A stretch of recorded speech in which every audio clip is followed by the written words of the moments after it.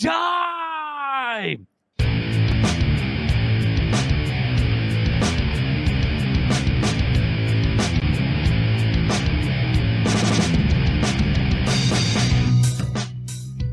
Ho, ho, ho. Hello, and welcome to Achievement Hunting 101, the podcast that is ready to finish the fight. I'm FuFuCuddilyPoof, and this is level 176. Joining me tonight is Big L. Finished a fight, huh? That sounds like foreshadowing. A rawkerdude. Halo campaign? That sounds like foreplay. Boy, oy, oy, oy. There's no foreplay of Halo campaign, at least not for a few months. Oh, And we also have KooshMoose. Hello, how you doing? Sexual innuendo inserted here. Oh,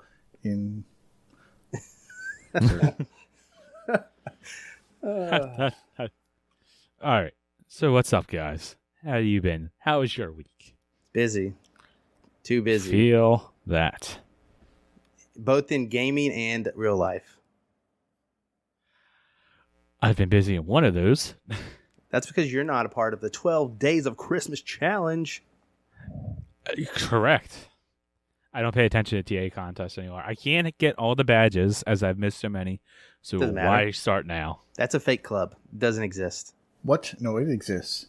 Only for in your head, you know. Just because they don't let you in. How many people are a part of that? 96. That's what I 95. thought. I thought that was. I knew it was Big under L 100. is- They made it up afterwards when there was already a bunch of people who couldn't get into it. So it doesn't. It's dumb. It is dumb, and that's why I don't want to take part of it. I'm not doing it no more. But when you Only play for- every day to the day, your gaming gets busy. You have to go outside of your plans. That's why See, this is a that's- fun one. Not saying that they're not fun, but like on yesterday was day 6, and you had to play 6 different games. So I had to look for the 6 quickest achievements I could get in games that I wanted to download and play. 'Cause that's a factor now. I don't have everything downloaded anymore. Oh, See, first that's- world problem. Yeah, tell me about it. See, that's the other thing about the contest. Like, the 12 days is definitely the best out of all the contests that TA runs. The problem is my game time is so limited that I don't want something telling me what to play. Like, I have the games that I want to play. When I can finally sit down, I want to do that. I don't want to be having to go do some crappy beat 'em up because there's a day that tells me to do it or something like that. I don't know. You'll change Huh. one day. Maybe. But not today. I don't want to do that. I want to play something fun. Something that I enjoy. That comes out tomorrow. There's no crappy beat 'em ups. Scott Pilgrim is amazing. I almost had to play Scott Scott Pilgrim Pilgrim was for awful. my day 6 I did. yesterday. I you? did have to play it. Did you? What'd you do? I did. Are we Go just doing I- this now? Knock somebody out. I murdered a man with a trash can after he was already I almost down on the went ground. for that one, but I I'm had s- Fogs downloaded instead. I'm sorry. Hold up. Back up. You murdered a man with a trash can? I missed what you said before that. Oh, nothing. That's what I started with. Uh-huh. Just to watch him die. We were talking about Scott Pilgrim. Rocker said he almost had to play that, and I said I did Oh. have to play that. That I'm so sorry you had to play And I that. murdered a Canadian with a trash can. Oh, well, at least While it he was was a on the Canadian. ground. No harm, no foul. Yes. They'll forgive you. His identical Yeah. twin brother forgave me. Yeah. See, I did not like Scott Pilgrim whatsoever. I did not get the love that you guys did. Glad The that funny- you all enjoyed it. I did not enjoy The it. funny part is he played it on day 6, which was a co-op day, but he played it by himself, which is what I Yeah. did for 6 different games as well. Is anybody surprised that they did it like that? I'm sure You shouldn't most of the be. people did You had it to like play that. different games. Like, just think of getting a group together and just going through 6 different games as quick as you can. Sounds I mean, terrible. that was the real challenge. Yeah. Except Elle's going to tell us that he did it differently. He did it right, I'm sure. Well, of course. Is L Well- even up to date? Well, actually, Since since we're already talking about 12 days, let's go out of order a little bit on the dock. What have you guys been doing for 12 days? What all and whatnot? Have you been enjoying it so far? Oh yeah, I enjoy the contest. I was expecting more than that. I always enjoy it, but I don't enjoy it like I did before. I'm sure you do. I always do. All right, I guess I'm going first. Well, real quick. Is anybody, and show of hands, is anybody doing chin mode difficulty? No. Oh, no, what? Is Chin even still doing Chin mode difficulty? I don't think so. I think he might have redefined it. He mentioned that he's self-tracking maybe in his blog. Okay. He's at least preparing or, going for that. You can explain what that is? I'm surprised no, 'cause I Mental don't Knight remember. isn't doing Chin mode difficulty. Oh, apparently he gave up. Oh, he gave up? It was too hard. I think yesterday alone, you had to play 6 different games, and That would you'd be have to so do that hard. for 7 more days. And in his version, you had to play 6 different games. It crossed days, so that would end up being like 42 separate games just for day 6. Yeah. So, Sounds chin like doctor that. difficulty, Elle, as you were asking us to tell everyone, is you play the game, you do day 1, on day 1, on day 2, you do day 1 and then day 2. Or wait, or doesn't it go backwards? It's on the first day of you do it in order. Christmas, my true love gave it to me one thing. Technically, And you on can the go second backwards. day, I know what you're saying. they give you Yeah, it goes backwards. So yeah. on day 1, Does you it? do day 1. On Oh, day 2, you do day right. 2, then day 1. Right. I mean, that's if you're doing it the song way, but I think the way he was doing it was 1 and then 1, 2, and then 1, 2, 3. So every day you're doing every day before you do your day. I think that was because TA tracking. Okay. And also he was using a different game for every achievement. Yeah. There was no duplicates There were whatsoever multiple when he was doing levels that. of difficulty. Yeah, so apparently a quote from Chin, maybe. I have already given up on my dumb challenge. I think enough. he did that. When did he start? I think he started that 2 years ago. It might have Last been. year, he wasn't able to do it because he got stupid busy at work. And then, obviously, 3 he's years given up ago, on this. maybe? Was it 3? I don't know. I'm gonna check my blog because I think I tracked it too. And I was only thinking have, he did it in 2019. All I know is I'm missing like 1, maybe 2 challenges from being in the perfect club.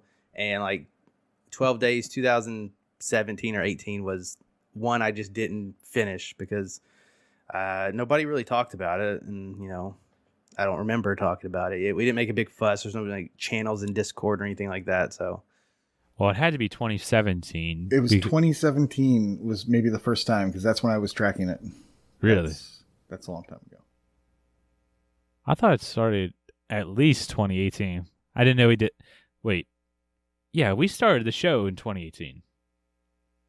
Right? It was definitely around before then. Yeah. Yeah. We have a show. I was thinking he did it for the first time the same year that we did the show. Let's see. According to the challenges, there is a 12 Days of Christmas 2018, but there's also a 12 Days of Christmas. They didn't put a year on it, so the first one was in 2017. Okay.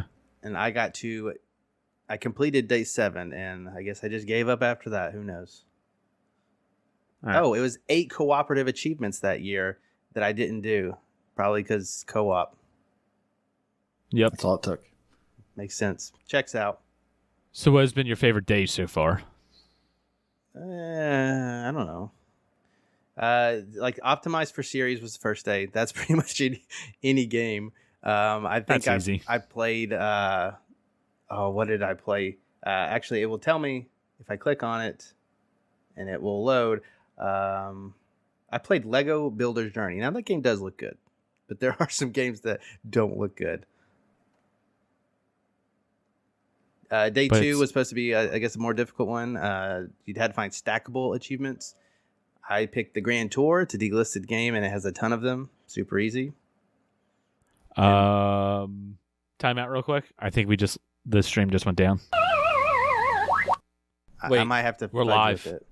Are Stop we picking your live? nose. Are we live? Okay, we're live. We're live? We're back. Didn't do anything. Why did that just go up? It's Amazon. I'm telling Did you you. take one of those pills? Thanks for doesn't- the hype train. Holy hell! Thank you for all the subs, Gifted guys. Jeez. subs as well. Jeez, you whiz, you guys Hey, rock. the lights are back on. This is Oh, great. I just Um, subbed. That's embarrassing. Thank you. We were on a roll too. All right. Now we don't have to eat ramen.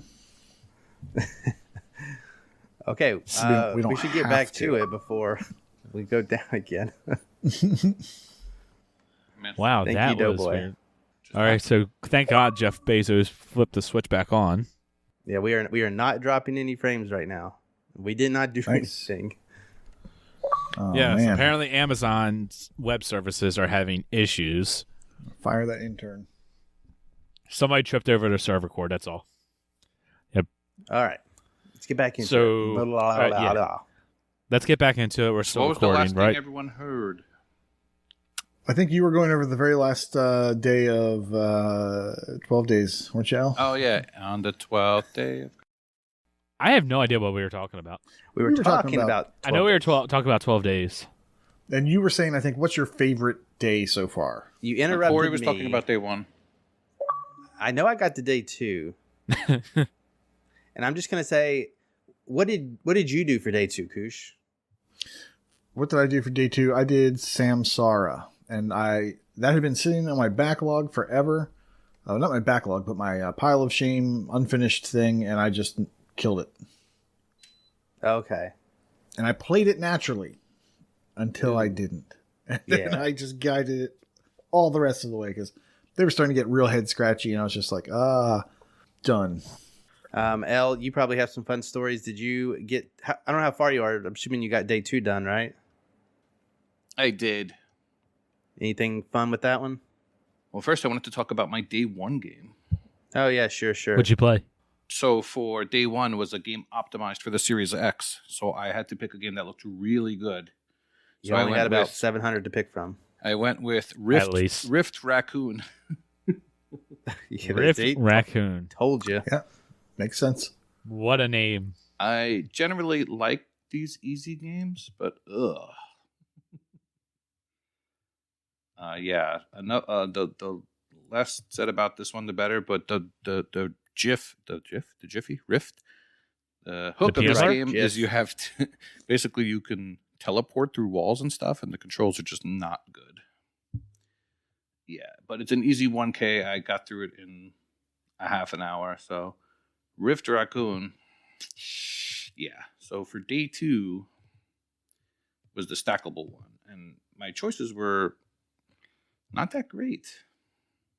So I went to an old standby, and you'll be surprised that I haven't done this yet. I went to Wakapeil 2, and I started up the Proving Grounds DLC, which I had not done yet. Do you remember that, Corey and Nate? Yes. Yeah, it was like Did you little- buy the game? Challenge rooms. It's on Game Pass. I know, that's what I'm asking. I mean, I bought the DLC when it first came out. It was not Okay. expensive. I just wonder if he has to complete it before the middle of the month or not. Oh, no, yeah. I bought the game at launch to support Drinkbox Studios, actually. Okay. But as it turns out, it's so weird. We talk about this all the time. We talked about this recently, how the site is really not full of completionists. There's 35,000 people who played Glock 2, but only 1,300 or so people that have the DLCs. So, Well, what's the point of sticking around and playing that stupid game? yeah. Hey, now. How dare you? We're ignoring it. sir. Just ignore. So, You put a note, Kenny, edit that out. Kenny, edit out your own insubordination, please. So in Wakapeil 2, which is our beloved Vayner, or mine at least, Proving Grounds is the equivalent of the what is in the first game, the hell part, where you go through and you have to get the gold medals. What was it called in the first game? I forgot already. I want to say it's challenge. Satan's hellhole. I don't know. You know what I'm talking Wait, about. Satan's hellhole. I do know what you're talking about. It stopped me my first playthrough of the game. And someone in chat will come up with it. So I noticed that you can get an achievement for bronze and an achievement for silver that count toward the stackable. In Fear, no. Yeah, Infierno. There you go. Bless you. Those are the challenges. It was Which called is El Diablo's Domain. Inferno. I was pretty close. It's Inferno. It's in Espanol. So long story short, you have all these challenges. Some of them are fighting. Some of them are platforming.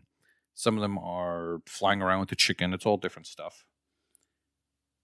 So I decided to just go for the bronzes to get one of them done, which took me a decent amount of time since I was rusty. I hadn't played in a while.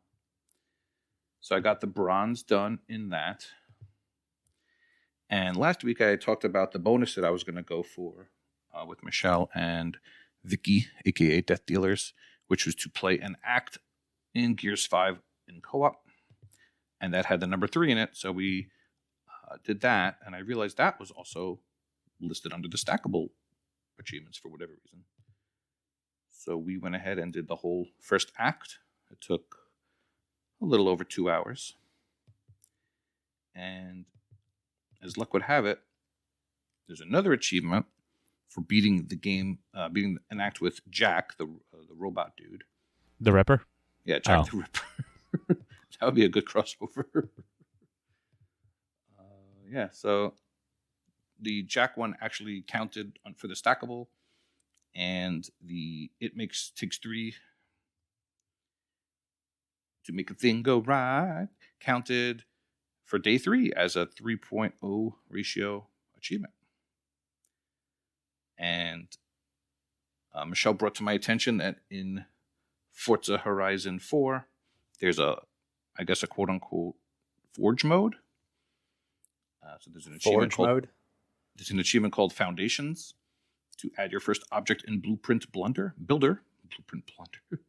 and endless probabilities. Place over 10 objects in your Blueprint Builder, and those are those are 4.6 and a 5-point ratio respectively, and it took about 30 seconds. Really? Yeah. Dang. Because it counts because it's under one of the title updates, I guess, so it's a little inflated. It's under the Super 7 title update. And I hadn't had those done. Wait, did you say Forza 4 or Forza 5? 4. Oh, 4. Okay. Yeah, 5 doesn't have to I misheard you before. That makes more sense. Yeah. I don't think the playground kind of stuff like that was as popular in 4 as it is in 5 now. Or at least they didn't make as big of a deal in 4. Like I know they talked about a decent amount in 5, like in the trailers and stuff like that. I could be wrong. So for day 4 was 4 high-res games.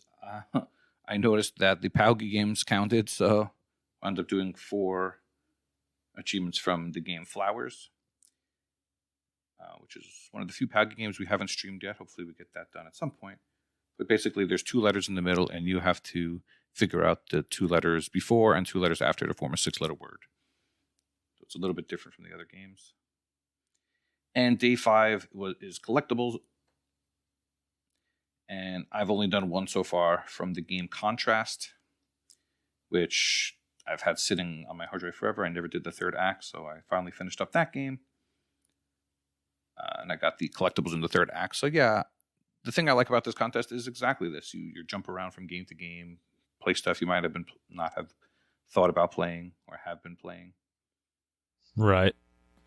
I do honestly think the whole picking a co-op day and then everyone doing it alone defeats the purpose, but I guess if you can do it, go for it. But no idea what I'm picking for those yet. But that's the only one so far where you had to pick 6 different games specifically, correct? Yeah, that's the only one so far. Corey, did you talk about your games yet? Or I got up to day 3, so okay. You'll like this. Day 3, you had to get 3.0 ratios or above, so I did everything in Age of Empires 4, the new one. Hey. I won. I had a victory. I'm sure that was easy too. I had a sacred victory, so I did put it on easy and did that super quick.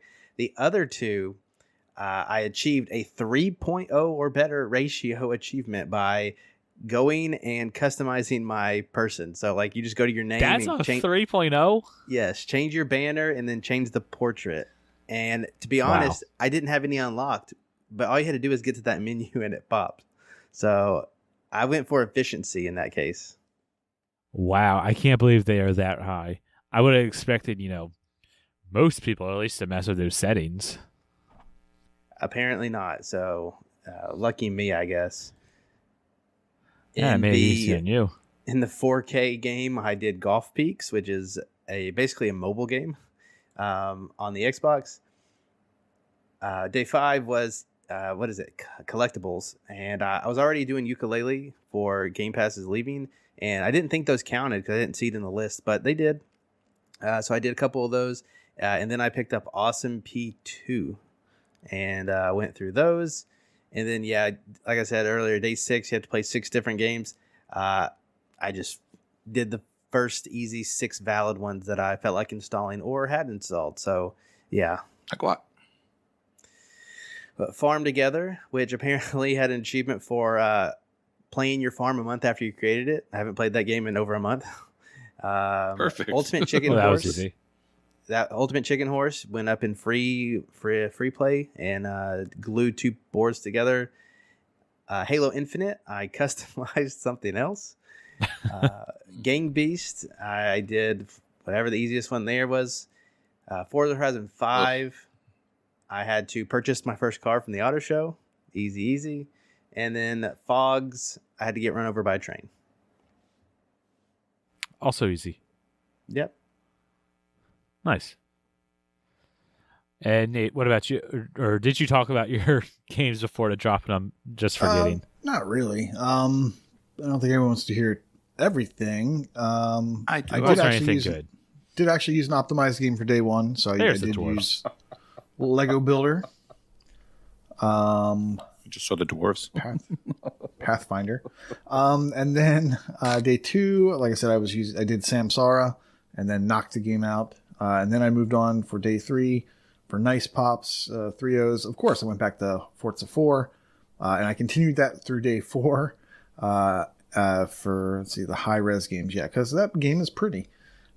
Day 5, I also did Ukulele and the Impossible Lair on PC, and I just collected some bees. So I got 14, 16, 18, 20, and 22. And then day 6, I did a smorgasbord of everything I've been playing. So Forza 4, Forza 5, Diablo on the X1.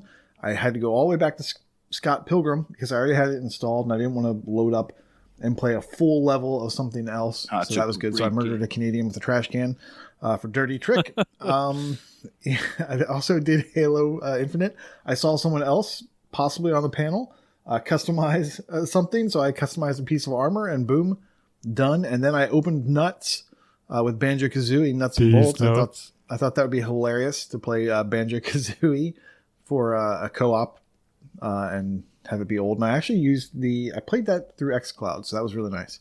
And then day 7 for, challenge 7 gamers. So getting achievements that contain at least one 7-letter word. I closed out Bullet Beat on Windows. I like that game. As far as, those games go, that's a good one. I really wish that the modes that they added and the achievements they tied to them were consequential. They felt like you had to do them and you had to put forth a little bit of effort, but I went ahead and knocked out all the Endless Hell stuff that they added. So that game is completed on the PC. And then I went into Disneyland, did some Disneyland adventures. I was thinking about all of our patrons and assorted people on the Discord that are huge Disney fans.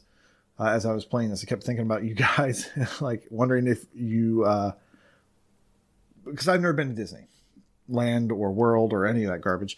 So I don't know What do you mean? Wow, the game. we're gonna lose some subs with that one. Don't mean garbage. I do not mean garbage. I mean, it's in Florida, so I just mean I've never been to them, and I'm wondering how people who have actually been to these lovely places compare that to the game, and if the game is in any way representative of one of the parks. And then I was thinking, geez, I need to finish this before the service goes down. And then and I'm looking forward to day 8. All right. I think Mike Pitch is our resident Disney person. Really? I thought that was Doughboy. who lives there? I was gonna say No, Doughboy's Mike been there Pitch so worked like for every Disney. weekend. He's since he camping was out. there. Didn't he I work think for he's Disney? actually stayed in. He waited till the park closed, and then they moved in. Although I think this is probably based on what, like 2015 or 2014 Disney World. I'm not sure. I did make some gumbo though. Oh. Yeah, gumbo. Gumbo is the flying elephant dude, right? No. I did not make gumbo with Dumbo. Okay. Some elephant gumbo. You did. Dear No, God. that's the adult version of Disneyland. Way too I'm old. hoping to go to Disney World next year, so I'll let you know. Okay. Remind me in about 9 months. Someone set up a command Wait till your in kids Discord are for that. older and they'll remember it. That's what I. But Fufu, do you partake in this nonsense? No, I don't. Not even at all. Not even casually. Like Nope. you won't even just enroll into the competition and just see what happens with your regular Nah. play. Come on. So you're a humbug. You don't even inflate the numbers by signing up and then not doing. I don't even I don't even pay attention to it because, like I said, what's the purpose of joining in when I know I'm not going to complete it?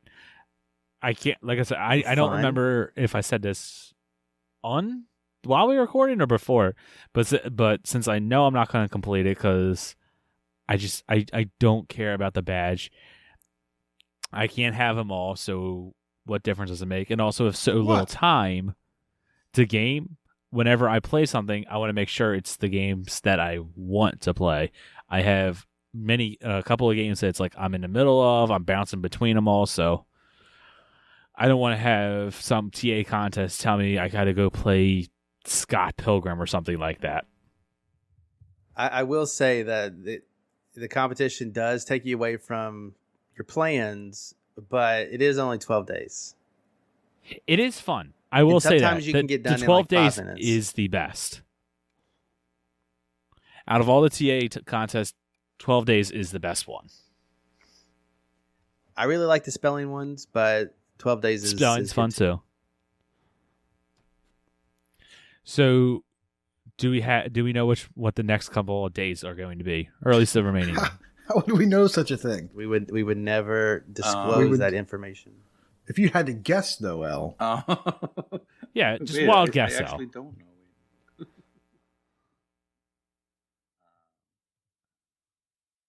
I only have the names of them. I don't have what they actually are. Even more cryptic. that's Wait, a well, fair we didn't guess. talk about. Okay, so let's think about this logically. Today's day 7. This will go out to the world, other than the people listening to it right now, on day 9. That Mhm. leaves 3 more days. Yeah. Maybe we could- Well, maybe give 7 a was little announced. Today's 7. Today's 7. Today's so 7. That's yeah, 7 so gamers counting. 7 the achievements. podcast will go live on day 9. 7 achievements that contain at least one 7-letter word. It's a weird one. There's a ton of stuff out there. That's easy. Yeah, so day 8 is called 8 Chivo's Spelling. So there In you go. theory. Spelling. Just what you wanted. Allegedly. Allegedly. You want me to keep going? Spoilers for the Twitch chat that is here live if you don't want to talk about 12 days. I think we could go as far as day 10, Really? right? No, just go read off all that you got. No. If you don't know. want I don't know to about hear them, just ignore us for a bit. I don't know anything. I don't know that. Well, day what- nine- if you had I to don't- guess, I don't what know do that you day think the 9 next- is called 9 multi-genres. Genres. Genres. Genres. Games with John in the title? Genres. Yeah, games that are, like maybe a battle royale racing game or some nonsense that I just made up like that, or like a first-person shooter RPG. Things like that don't exist. No, Hmm. definitely not.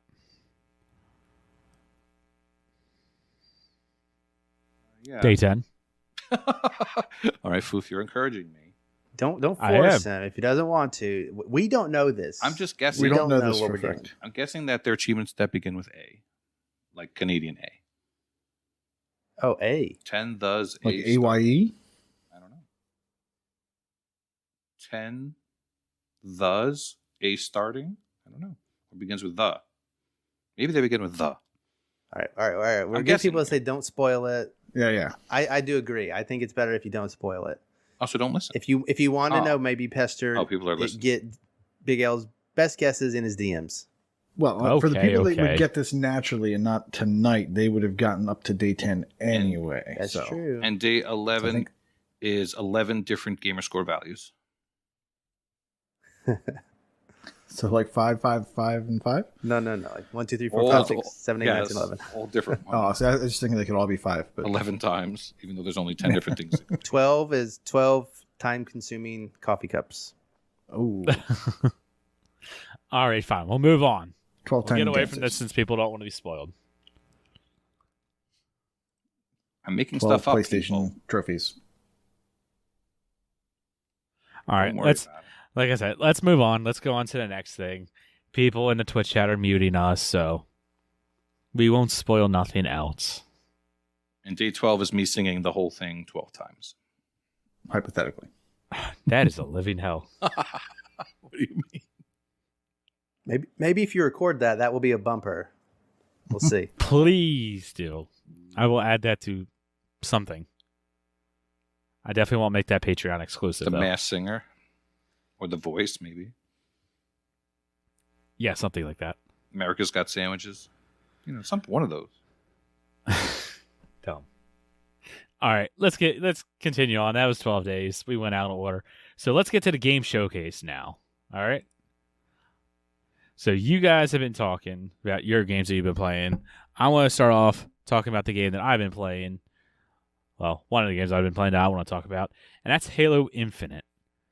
So, Dynable's asking about the ending right now. He says he likes spoilers. He's on the camp of liking spoilers. You got a sneak peek you're weird. You got a sneak peek of the campaign, right? You went through the whole thing last night. The ending, turns out, he's the dad. Son of a... Exactly. See, I'm It not was a watching boy. any of the story stuff. I heard that they did like a story campaign. I'm like, I don't want to see it. I think that it's progressive times, and Master Chief is actually the mother that we find out. You never know. Yeah, In any case, you were a dirty liar and you went and played Halo like you said you wouldn't. What did you think? Yeah, so originally, like I said a couple weeks ago, I typically don't play multiplayer first. I like to do a single player. But for a Thursday night crew with myself, Elle, Prue, and Michelle, we have been playing Back 4 Blood. None of us like that game, so we want to do something different. So we decided to do something fun, and we decided to try out Halo. Now, Prue has played Halo Infinite quite a bit. Elle and Michelle, I think you guys just jumped into like a match just to kind of get the idea of it. I haven't played it at all. That was my first time. All in all, it's good. It's a lot of fun. I agree with a lot of what the industry has been saying. If like you listen to other podcasts or whatever, it feels like a return to form of Halo. I watch like a lot of, or I don't necessarily watch, but like I see a lot of like TikToks and videos and stuff like that on Halo Infinite. And the more I looked at it, the more I thought, I'm not going to like this. This just doesn't look like Halo. But everyone kept saying it was a return to form. And I'm like, how is this possible? And what I mean by that is like I see a lot of like the grapple gun or whatever the crap the wrist thing is that you want to call it. I see people swinging all around, shooting people off ledges with like a force push thing. I'm like, this looks dumb, and I don't like this. And then I played a game and realized that stuff is almost not even in it, at least for what we played. The grapple shot. Thanks, Saucy.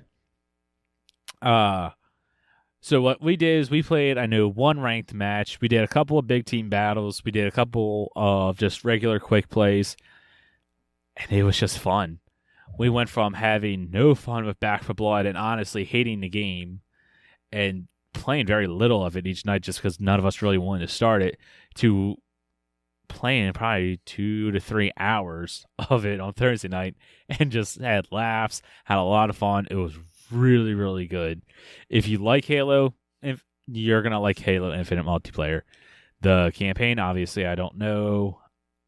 I have no hopes for that. But the multiplayer is good, which is nice, because Halo primarily is a multiplayer game for the way most people digest it anyway. Now, you say you have no hopes for the campaign. Have you even seen review scores? Nope. What about Stallion83? I know you love him and follow him in everything he does. He's- You haven't even looked at his all over review? No, not at all. Okay.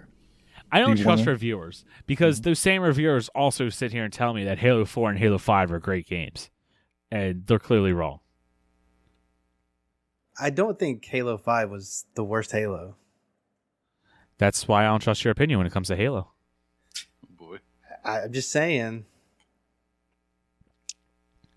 Halo 5's... Well, Halo 5's campaign, I can't really speak to because I don't remember it. I played it one time when it was released. Hated it. Never played it again. Why did you hate it? Story, or mechanics, or what? I couldn't even tell you at all. You didn't like that the All right, graphics you're gonna changed from replay level the to level? whole game tonight before Halo Infinite. Oh, God, that sounds awful.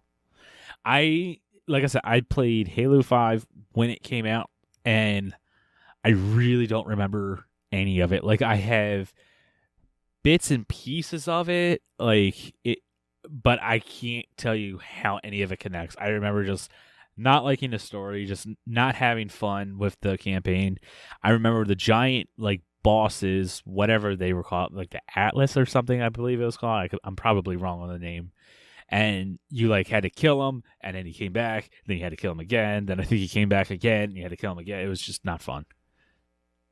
I did not enjoy Halo 5 whatsoever. The multiplayer was okay. So when you look at since Halo 3, honestly, in my opinion, I think in a lot of, people that's been playing a lot, they will say Halo 3 is probably the best multiplayer. That was like the peak Halo. Halo Reach was really good, but it was more of the progression into the modern day shooters where you have special abilities and stuff like that. I liked Halo Reach. I thought it was a good entry to the series, both the campaign and the multiplayer. Halo 4 was hot trash. It was just Call of Duty with the Halo skin on it. And Halo 5, in my opinion, it was a return to form, but it just wasn't quite what I wanted. I didn't like Arena where you had the card packs and stuff like that. It just was meh. I didn't enjoy it. Halo So it's still Infinite, not the however, worst. 4 is the worst. Oh, 4 is by far and away the worst. Okay, I don't just think making sure there's- that you're not, giving that high praise. Oh God, no! I don't think there's anyone that would put 4 at anywhere other than the bottom of their list. I would be shocked if anybody actually truly enjoyed 4. Does it go I could be wrong. Probably saucy. from bottom to top, mainline games, 4, 5, 1, 2, 3? Worst to best? Worst to best? Best. I don't really. I mean, I'm not a Halo guy, so I don't know, but I don't think the first Halo is probably the best Halo. The campaigns were all No. the same. There, I said it. That's so hard, and any day I could change my mind. The bottom 3 is definitely 4, 5, and then I would say 1. 1 was very much a product of its time. It was very much the very first game. So, and it's as much as I love the game, I love playing through it. It's just not the best. It's not the best. ODST I would put above that. ODST was good. I like that one. ODST was actually, I did not like it at release, but going back and playing it, it's a lot of fun. That is a really good game. Above ODST, that's so hard. I don't know. Reach 2 and 3 are so interchangeable that any day of the week, any one of them could be in any position. All 3 That's of what those she games said. are very, very good. I think 2 would be in the bottom of those 3, and Halo 3, in my opinion, is probably the best. But then, like I said, I could change my opinion on that in any day. Now, All 3 of those games are stellar. Is the multiplayer something that you are going back to by yourself? And Infinite? Yeah. Oh, yeah. I was playing it last night. I was getting pissed off. So the battle. It was Pass, like are you 12:30 buying at night, and I kept getting beat, and I was sitting there screaming downstairs. I'm hoping not to wake everybody up. It was getting to me. Are you buying the battle pass? Getting I into did that? buy the battle pass. Okay. The battle pass was like $7, I think, 8, something like that. I'm like, all right, I'll buy it because I know I'm gonna play Infinite a lot. I might as well. Yeah, I I just figured I have to. would, but I haven't yet. The progression at the day one was bad, and That's what I heard. It's getting better though, is what I hear. What do you get for that? So for the battle pass, Yeah. so for the battle pass, like most games nowadays, this is how they monetize their game. It's free to play, and then you buy this, and it's basically just cosmetics. As you earn XP, you level up the battle pass, and when you get to level 2, you unlock this cosmetic. Level 3 is this cosmetic, so on and so forth. And I believe level 100 was it the flame helmet? I believe I could be wrong on that. I saw it once. I saw like a little fire icons, but I don't quite remember what it was. All right. So Yeah, wasted $8. Thank you. Okay, now I understand. Okay, so I mean, if you don't care about cosmetics and you don't pay attention to your Spartan, gun. That's all you need to see. yeah, yes. but So for you, it makes sense. Huh. What, you it playing in gives third you person? something to work towards. I agree. So it's kind of like the Rocket League thing. It's kind of the only Yes. thing that sounds different, unless you haven't noticed it, is do you get like credits back in that pass? Because a Not popular that I've thing is that you noticed. can earn enough credits to where one battle pass purchase will last you several seasons. Now, I know Halo is wanting to keep like season 1, like you'll be able to go back and do these whenever, years down the line. So maybe it's different in that aspect. I do and don't like that. As someone who doesn't have a lot of gaming time, I really appreciate 343 doing that because I don't know if I'll be able to keep up with it and be able to unlock its full potential in all of the battle passes. But at the same time, I really hate that because I have this item. It means, I played at the beginning. And it's kind of like one of those status symbols where it's like, if you have that, it's like, oh, wow, he's been playing it from the beginning. Yeah, But- he was there. He's an OG. He was good at the game. He got high enough level. Right.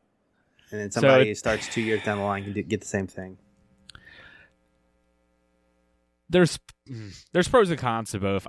I think I'd rather them not do it. And, if I wasn't there, oops, I missed out. Oh, well, tough luck.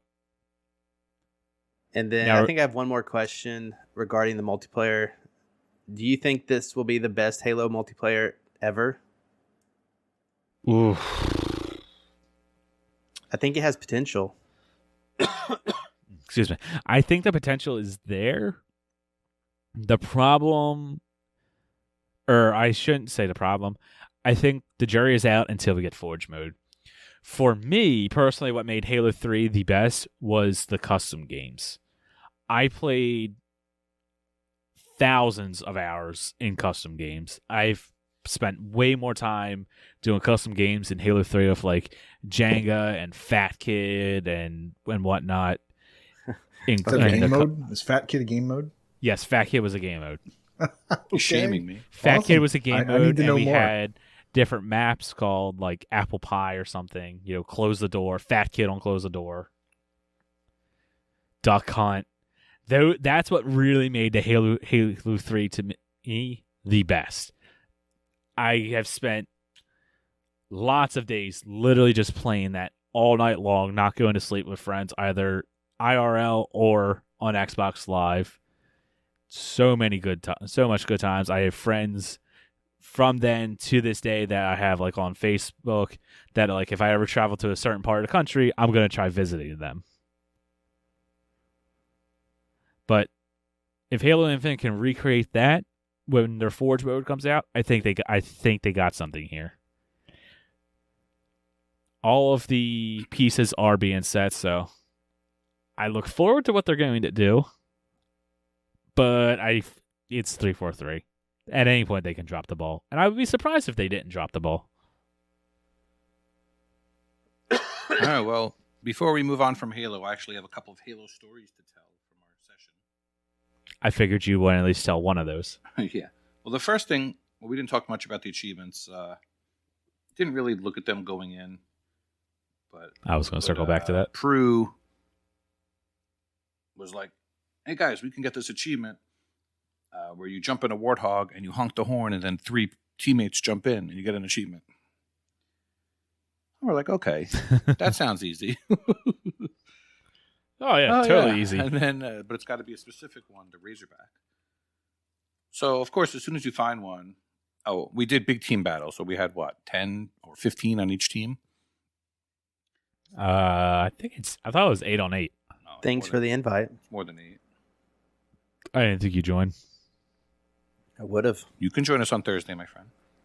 Open invitation. That's from the campaign side. Open invitation Thursday, 10 We'll o'clock be busy Eastern. on Thursday streaming the Game Awards. Dang it. Yeah, you're right. What? I'm playing. Continue with your story. Long story short, we anytime any of us would jump in the driver's seat, randoms would jump in also.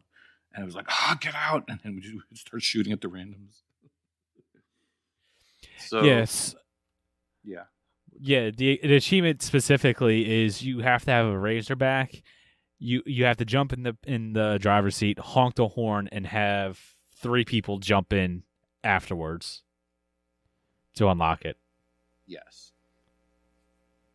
And like, I would jump into the driver's seat, then some random would jump in. I'd start honking the horns. It's like, oh no, this stupid random messed it up.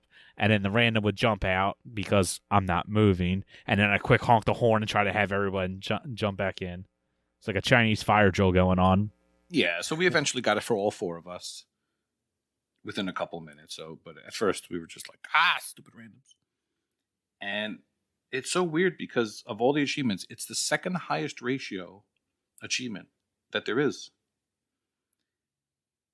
And there's Which no makes skill sense required. because it's something you would never get unless you're like actually trying to go for it. It's got almost a 6 Well, ratio. There are 258,000 starters on Halo Infinite Oh, on TA. that's a lot. So, yeah. Yep, Halo ain't dead. Halo ain't going anywhere. Oh God, no. I'm excited Yeah. to play it. I think we should do some community nights. Absolutely. Wonder how many people could fit in a party or a convoy. I believe 16 is Whoa. I believe 16 is a max, but you would have to do a custom game at that point. Like you can't take 16 into a quick play.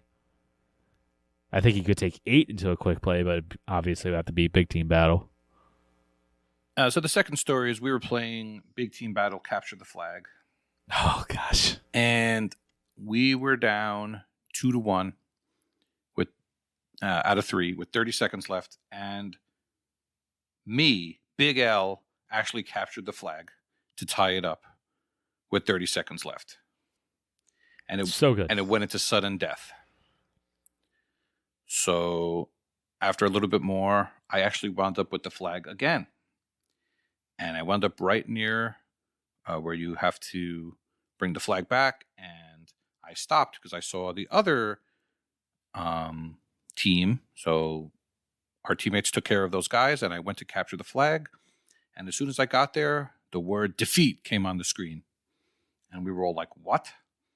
So the other team captured the flag a split second before I captured the flag. It was heartbreaking.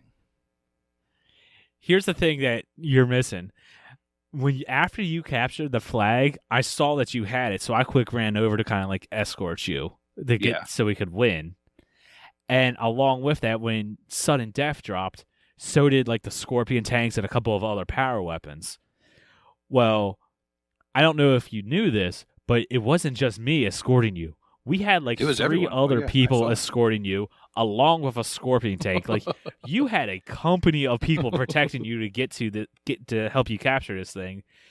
And it's like up on like a kind of like on a building, and L jumps to try to capture it, and then like the little you hear like game over or flag. You hear flag captured, and us in party, we all went, yes, we got it, yeah! And then we see defeat, and we're like, wait, what?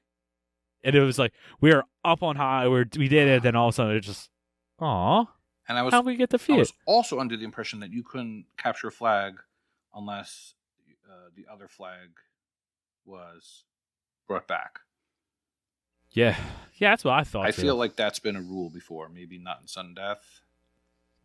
But That's what I'm thinking. I think thought in you sudden couldn't death it score changed. unless your other flag was back. But yeah, you're right. Sudden high, and then it was a low of low, and then I realized afterward that there's an achievement for scoring, capturing 2 flags in the same game. I was like, oh my god! You almost had it legit. Now, the other thing we didn't talk about is that there's a bot mode, and you can get achievements against bots, which a lot of people have been doing. But the bots, we did one bot mode of Slayer, and we won like 50-6 or something. It was not even fun. Not even close. So yeah, you can do it that way, but you don't get that same satisfaction as getting them legit. And if you so what I'm hearing is it's going to be on your RTDL whenever that comes up. Bot matches, baby. Well, it actually is on my RTDL, but I'm doing the scavenger mode, and that 2 flags in one game actually fits in the range of achievements I need. That could be it. I don't know, but maybe when the month is ending, I'll go for it that way. But I like to. Well, that flag one needs to be in a match-made game. Yeah. If you were just a half a second faster, you would have had that achievement. I would have gone faster. But live and learn. Yeah. But the fact that Halo Infinite, the fact that the game could provide a story like that is you don't get that nowadays. No. Halo Infinite's good. It's a lot of fun. The maps have been kind of meh so far. I haven't found anything that I've truly liked, but all in all, gameplay. Good job, 343. I'll give credit to where credit's due.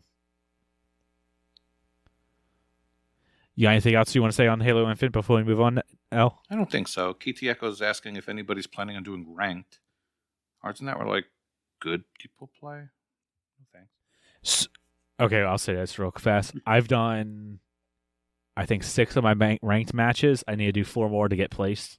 I know that's an achievement, so I want to get placed, and then I'll probably just go back to Big Team Battle because that's what I like the most. Pop quiz. No cheating. Okay. Which game has more starts right now? Forza Horizon 5 or Halo Infinite? Forza. Oh, Forza, definitely. Fine, I'll say Halo. Waiting then. on L. L gets it. Yes. By how What'd many? you say? Halo Infinite has 258,303. Right. Forza Horizon has 247,000. Wow. 568. So it's already passed. Interesting. That's crazy. Makes sense, though. It's a shooter. A lot of bros like the shooters over the honky honkies. Oh, True. Honky. My son. That's still surprising, though. It's my weekly son talk. My son picked up Halo Infinite and played for the first time. Played his first Halo game, and he liked it. So It's fun for Halo's all a good ages. one. Yeah, it's not too gory or anything like that. Like whatever, go ahead and play. Yeah, there's like no blood in it. Good times. Like that. That's surprising Forza doesn't have more because they had 1 million players before the game actually like officially launched. I think you need 3 extra hard drives to play Forza also, so maybe that's an issue. Also not wrong. All right, let's jump off of Halo. Nate, what have you been playing? You've been so quiet, which is surprising because you love Halo so much. Well, my favorite Halo is actually Titanfall. So Jesus. What have I been playing? I have been playing Down in Bermuda, as well as going through my collection to score 12 Days of Christmas Chivos. Now, Down in Bermuda is a game that I recommended last week while it was on sale. It is no longer on sale, but it was an amazing price. And if it ever goes on sale again, I am definitely recommending it from experience. So, Down in Bermuda is a game by Yak & Co. Their other game was Agent A, a puzzle in disguise. Hey. So these guys love their puzzle games. And Down in Bermuda is not only easy to say, but also a puzzle game from top to bottom. You load in. There's a nice little cutscene. So there's a little bit of story to this, but not a whole lot. This game's really just about the puzzles and stuff. And you're on this island, and you're tasked with the very first thing, a sliding puzzle, which I normally hate. These ones weren't bad because they're not like those number puzzles where there's one space and you have to move everything. For whatever reason, I hate that game. Oh, I hate those puzzles. They're the worst. Absolutely hate that game. Hate it. The worst. This one is not that. This one is just a strange little shape, and you just have to move like I think 4 tiles around and get the tile 1 in the spot where they want it, tile 2 in that spot. Very simple. It's the very first puzzle, so it should be easy. After that, it kind of holds your hand and kind of shows you the next thing that you can do. There are buildings and there are structures and there are just, rocks and stuff on the map, and you can manipulate some of them. So you're manipulating this building. And this building is like one of those puzzle boxes you see that are super cool, right? They have like puzzles on each face of the box. And sometimes these switches cause things on the other side to open or whatever, or become accessible.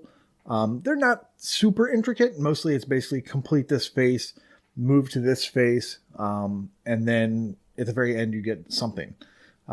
You'll be collecting shinies, basically, something like that. They're these little triangles, and you'll collect 3 or 4 of those per island. I think there are, let's just say 5, 6 islands. You will also be collecting little stars.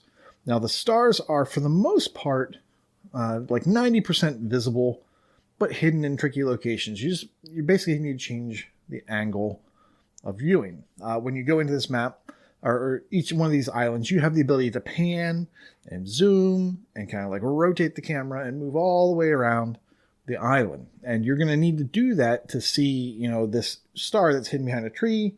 Sometimes you'll lift a rock and there's a star under there. Sometimes you'll open like a little gnome's door or something. There might be a star hidden in there. That's one of the components.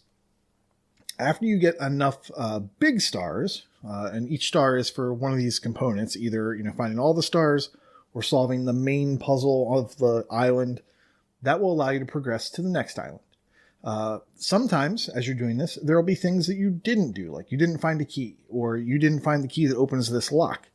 Or maybe you found a key, but it doesn't open this lock, it opens a lock on another island. So you have to just continue to progress through the story. There are a couple missable achievements because they're timed. So I think they're both timed. The ones I'm thinking about. There's a puzzle where you have to basically play like a kind of an Othello or a Go mini game. You have to put these sheep on the correct side of the pen. You can basically hop them over, kind of like checker rules, and you have to get them all moved to one side. Get the white on one side, get the black on the other side. Mm-hmm. Then the other is a more complicated slide puzzle. And that slide puzzle is not timed, but it is a limited number of moves, and there's no room for error. If you take 15 moves, you don't get the achievement. If you're quick, you can quit out of the puzzle, or quit out of the game. I shouldn't say quit. You should dashboard, leave the game running, then go into manage the settings, delete your local save, which will kill the game, and when you bring it back up, hopefully you won't have completed that puzzle. You won't have gotten yourself out of getting that achievement. If you have, don't worry. Just keep playing the game. Get through to the end. When you're completely done with the game, you can go into the settings. You can delete your progress. Now, it is smart in that, yes, it deletes your progress per island and your overall progress in the game, but it still remembers that you've beaten the game, and it allows you to fast forward through islands. You have to sit through like the first minute or two of the first island, but then after that, you can go out to the selection screen, and now there's a whirlpool next to where the next island would be. So that happened to me, right? For whatever reason, I could not get that sheep mini game to work in time. So what I had to do was keep trying it over and over again. I think it took me 3 tries total. Sounds like you're just bad at Othello. No, it's the controls. It's really the controls. There's no board that shows you like squares and it's not on a grid. It's just like a weird, like here's like this. These two are really close, but then there's another one that's a little bit farther, and it's just like, okay, well, what's a hop? I don't know what a hop is. I can't see where the spaces are. You just kind of, that was a little frustrating for me. But I found that if I zoomed really close to as far as I could, then it got better. But so you can basically at that point, so if you have the same problem that I did, you can go in, you can reset your progress. You can then go in and then just island hop to get to that fourth island. Actually, I think you have to go to the fourth or fifth island, grab a red key, use the red key, go back to the island you need to, use the key, then try that game again. For the most part, there's one other achievement for getting all the stars without looking at a map. One of the items you can find per island is a photograph, and the photographs tell you a little bit about the story. And you can also find a map, and that map shows you where on the island all the stars are. If you want the achievement, you don't need to open those maps, or you should not open those maps. And if you are saying, well, how do I figure the things? Well, there are pictures, I think, for each of the island solutions, and there's a walkthrough. I think the walkthrough does a good job of showing you where they are as well, so you can kind of get away with that. Easy. So yeah, it's a great game. I really enjoyed it. I think this is the type of game that you could just kind of chip away at. Like if you were going to sit down and just run through the walkthrough, I think you wouldn't have a lot of fun. And these types of puzzle games just kind of get tiring if you just sit down and do them all in one sitting. Whereas if you went through and you just did like an island at a time, or half of an island, or I'm just going to do this one of the 3 things I need to do before I can move to the next island, it's perfect for that. And this game is really great. I'll be honest, looking at like the clips and even this video that Corey has up on it, I never could have told you what this game was had you not explained it. Yeah, I think when we saw, because this was on one of the sizzle reels, I think, right? Is that true, Corey? Down in Bermuda? I think this was one of the ones that was on the sizzle reel. It looks very familiar. And I thought it was more of a kind of a point and click adventure walk around type game. And it is not that at all. It's really just this kind of macro level. You're like super high up and you're looking down on this world and interacting with it. So it wasn't what I was expecting, but I was pleasantly surprised. And this was like $2 game, right? At the time that I bought it on sale, it was $3 down from $20. Right now it's back up to $20 again. This game is not a good game at that price. There's just not that much gameplay. There's definitely no replayability that you're going to want to do at $20. But if it ever drops down to $5 or lower, you might want to consider it. You might have said this and I missed it. Is it at least an easy completion? With the walkthrough, yeah, everything's there. I mean, it's not really complicated. There's only 1 or 2 things I said that are time-based, so that would be skill-based. Everything else you can just kind of do. Most of the puzzles are pretty evident, like what you need to do. Like if there's a pattern-based puzzle, the patterns you're using to figure out what icon goes where, or they're in the level. They're not hard to find. They're not hard to figure out. One of the things I hate are puzzle games where the walkthrough just tells you the answer and it doesn't tell you, the number combination is hidden on a slip of paper underneath the whatever in this room. That's what I want to know. I want to know, well, how would I have solved this had I done it right? And I don't think the walkthrough actually tells you that in this case, but it's to the point where the difficulty is low enough that you really don't need the solution to tell you what the pattern is. Okay. Yeah, it was down in Bermuda. Like I said, I was pleasantly surprised at a $3 price point. Yeah, and now I'm looking at TA says 3 to 4 hours, so need an easier game, throw a price tracker. Corey, what about you? What game have you been playing? Well, really, one game monopolized my time this past week, and that was Yooka-Laylee and the Impossible Layer. It's leaving Game Pass, so got to get it done. Playing the Windows version. I do own the Xbox version, so I can continue to procrastinate on that. But I also streamed Happy Humble's Burger Farm, and I don't know which one to talk about. I feel like people know Yooka-Laylee and it's leaving. I want to hear about the Burger Farm because that game looked weird. Okay, I had a feeling that you might pick that. Oh yeah. So let me. I have some interest in it. Okay, well, sell it. So okay, it's a horror simulation game from what somebody described it as. And I mean, I guess I would agree with that. So basically, you are tasked with going and working at this burger joint.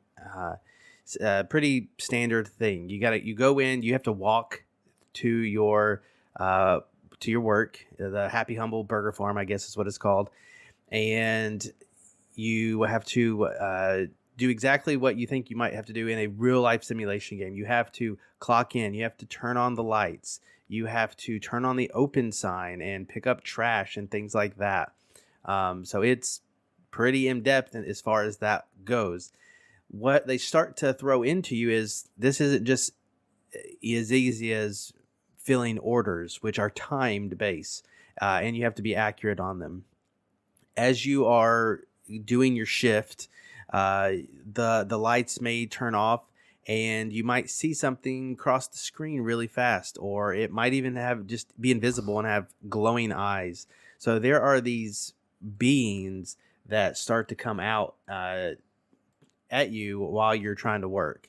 And so that's the first part that's like, okay, you know this is going to be a scary game. What else is going to happen? One of the instances was even in the training, they tell you that one of the mascots of the company is a cow. It's looking at you if you mess up. And if you take your eyes off of her, she'll start to get closer and she'll eventually attack you.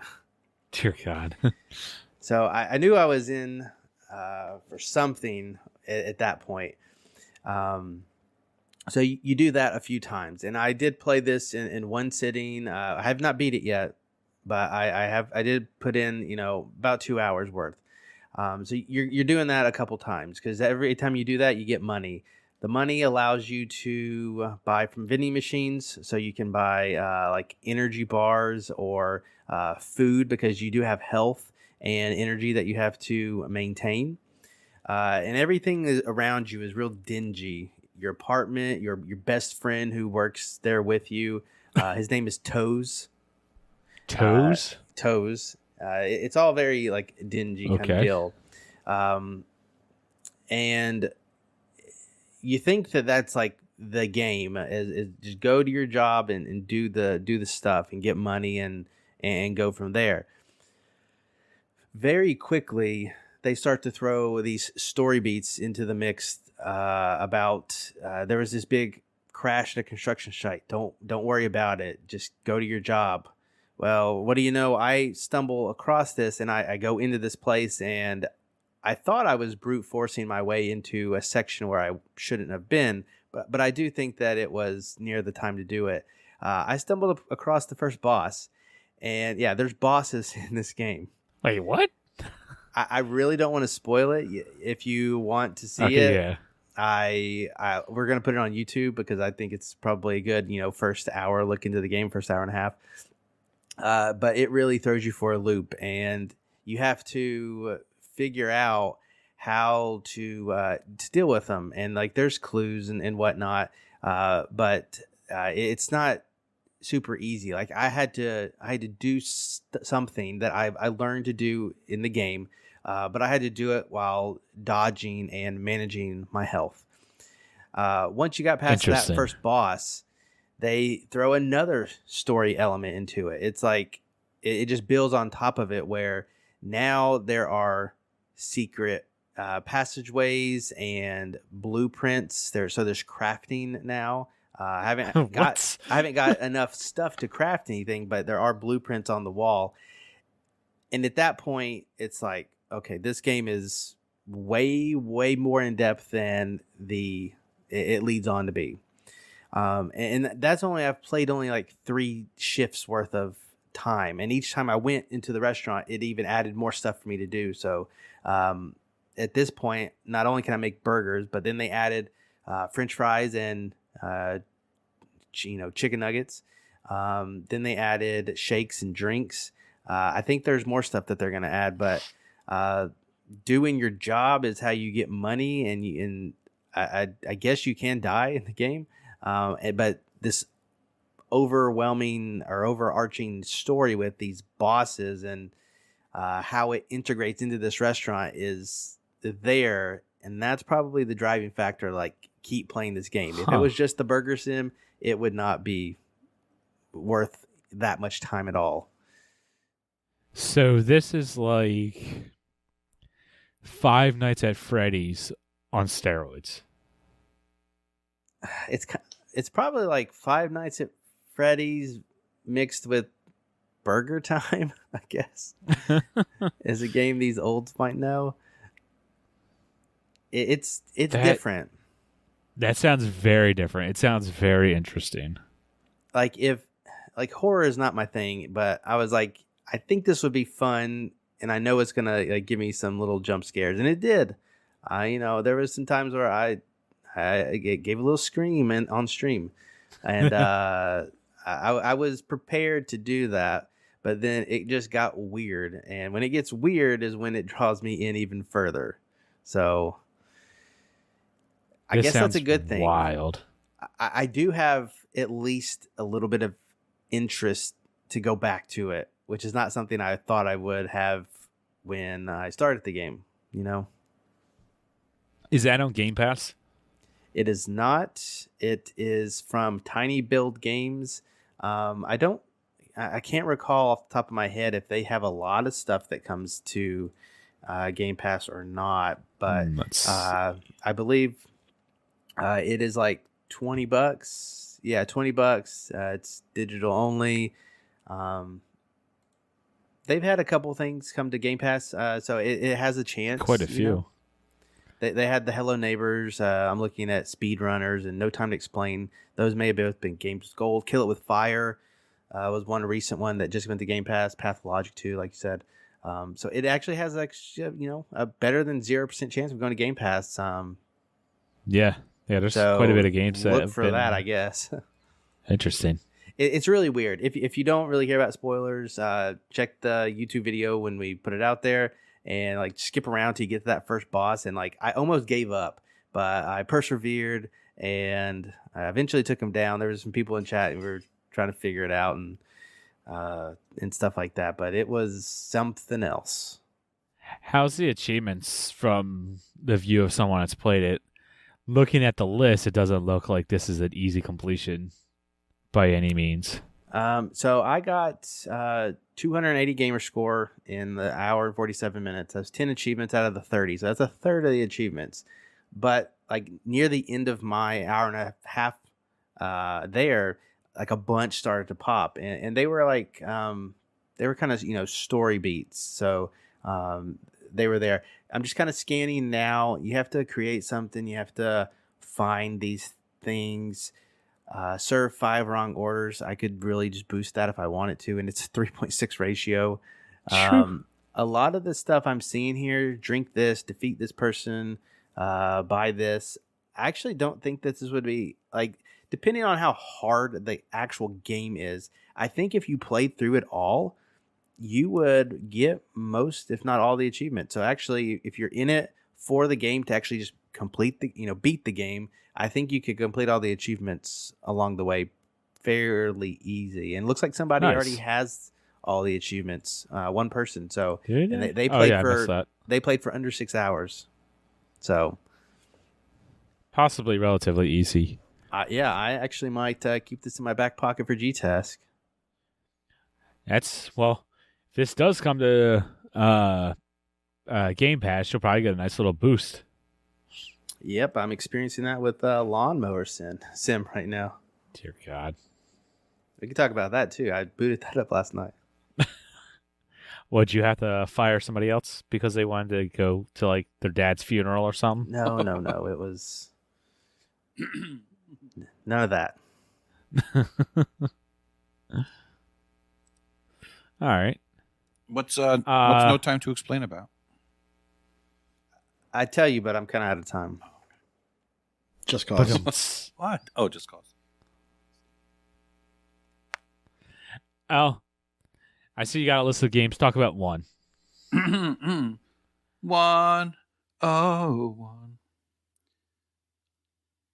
I got a bunch of crappy games to talk about.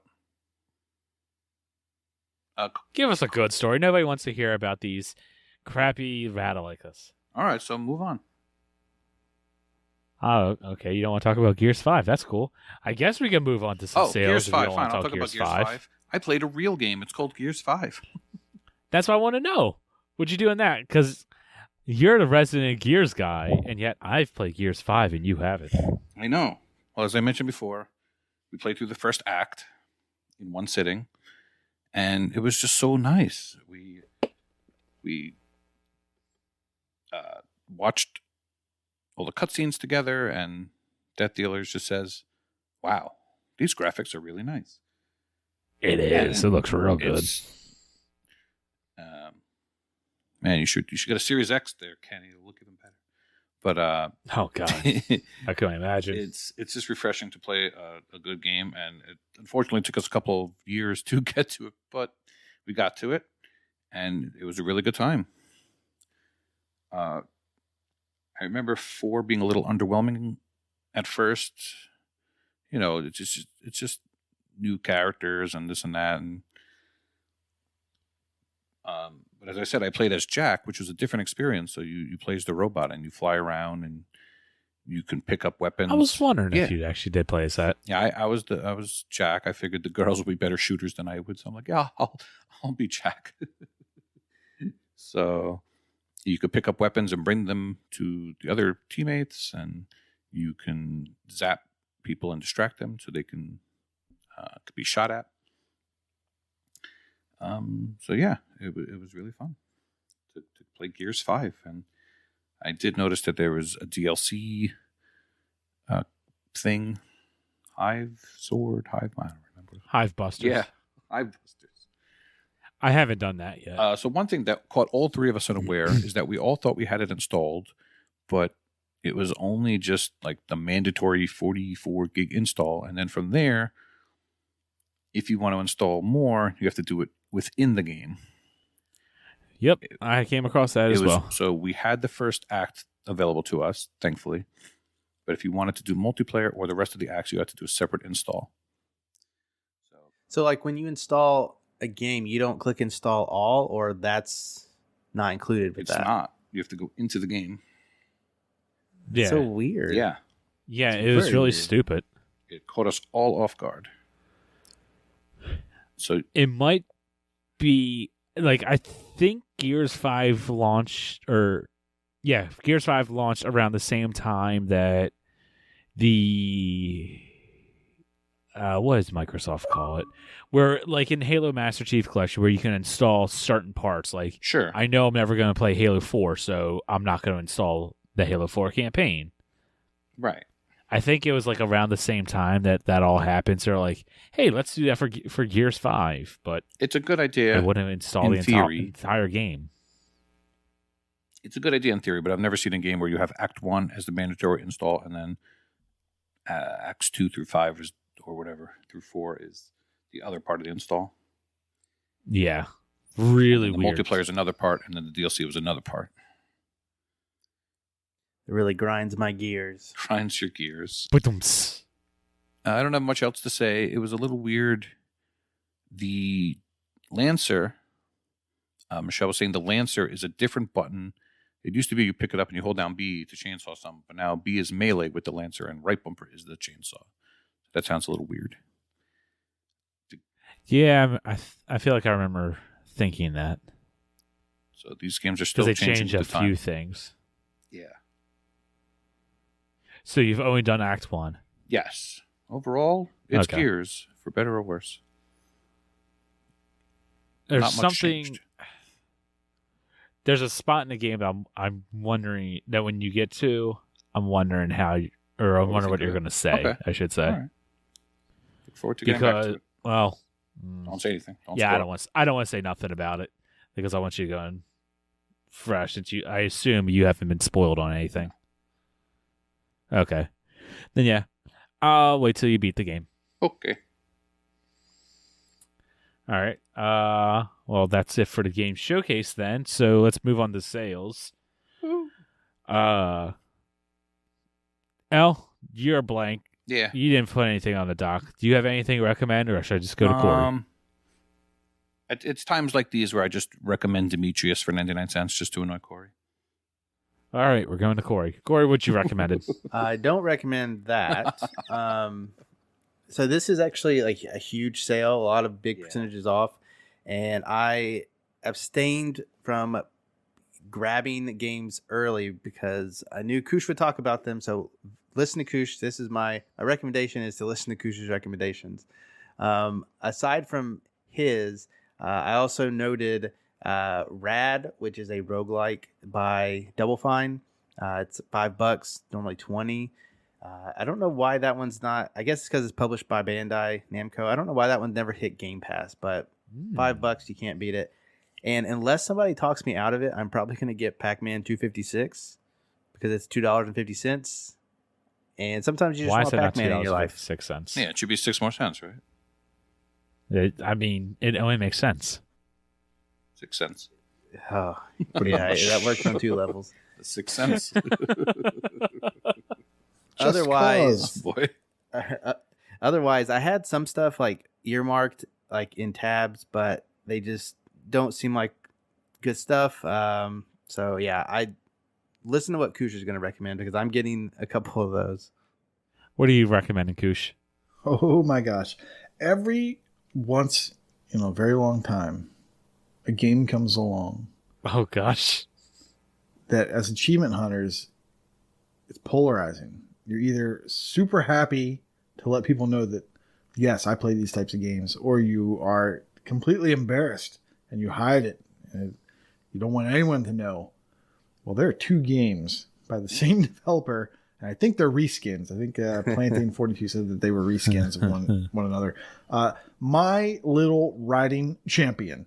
This is equestrian sports. It's $10.50 down from $35. This is for the digital. Now, be warned. There's one discontinued achievement that on the digital version you cannot get. If you want to get this, you need to get the physical version. You need to go offline before you install and play, and then you need to leave your Xbox unattended, the controller plugged in for 24 hours or longer, depending on your availability and when you can get back on and stuff.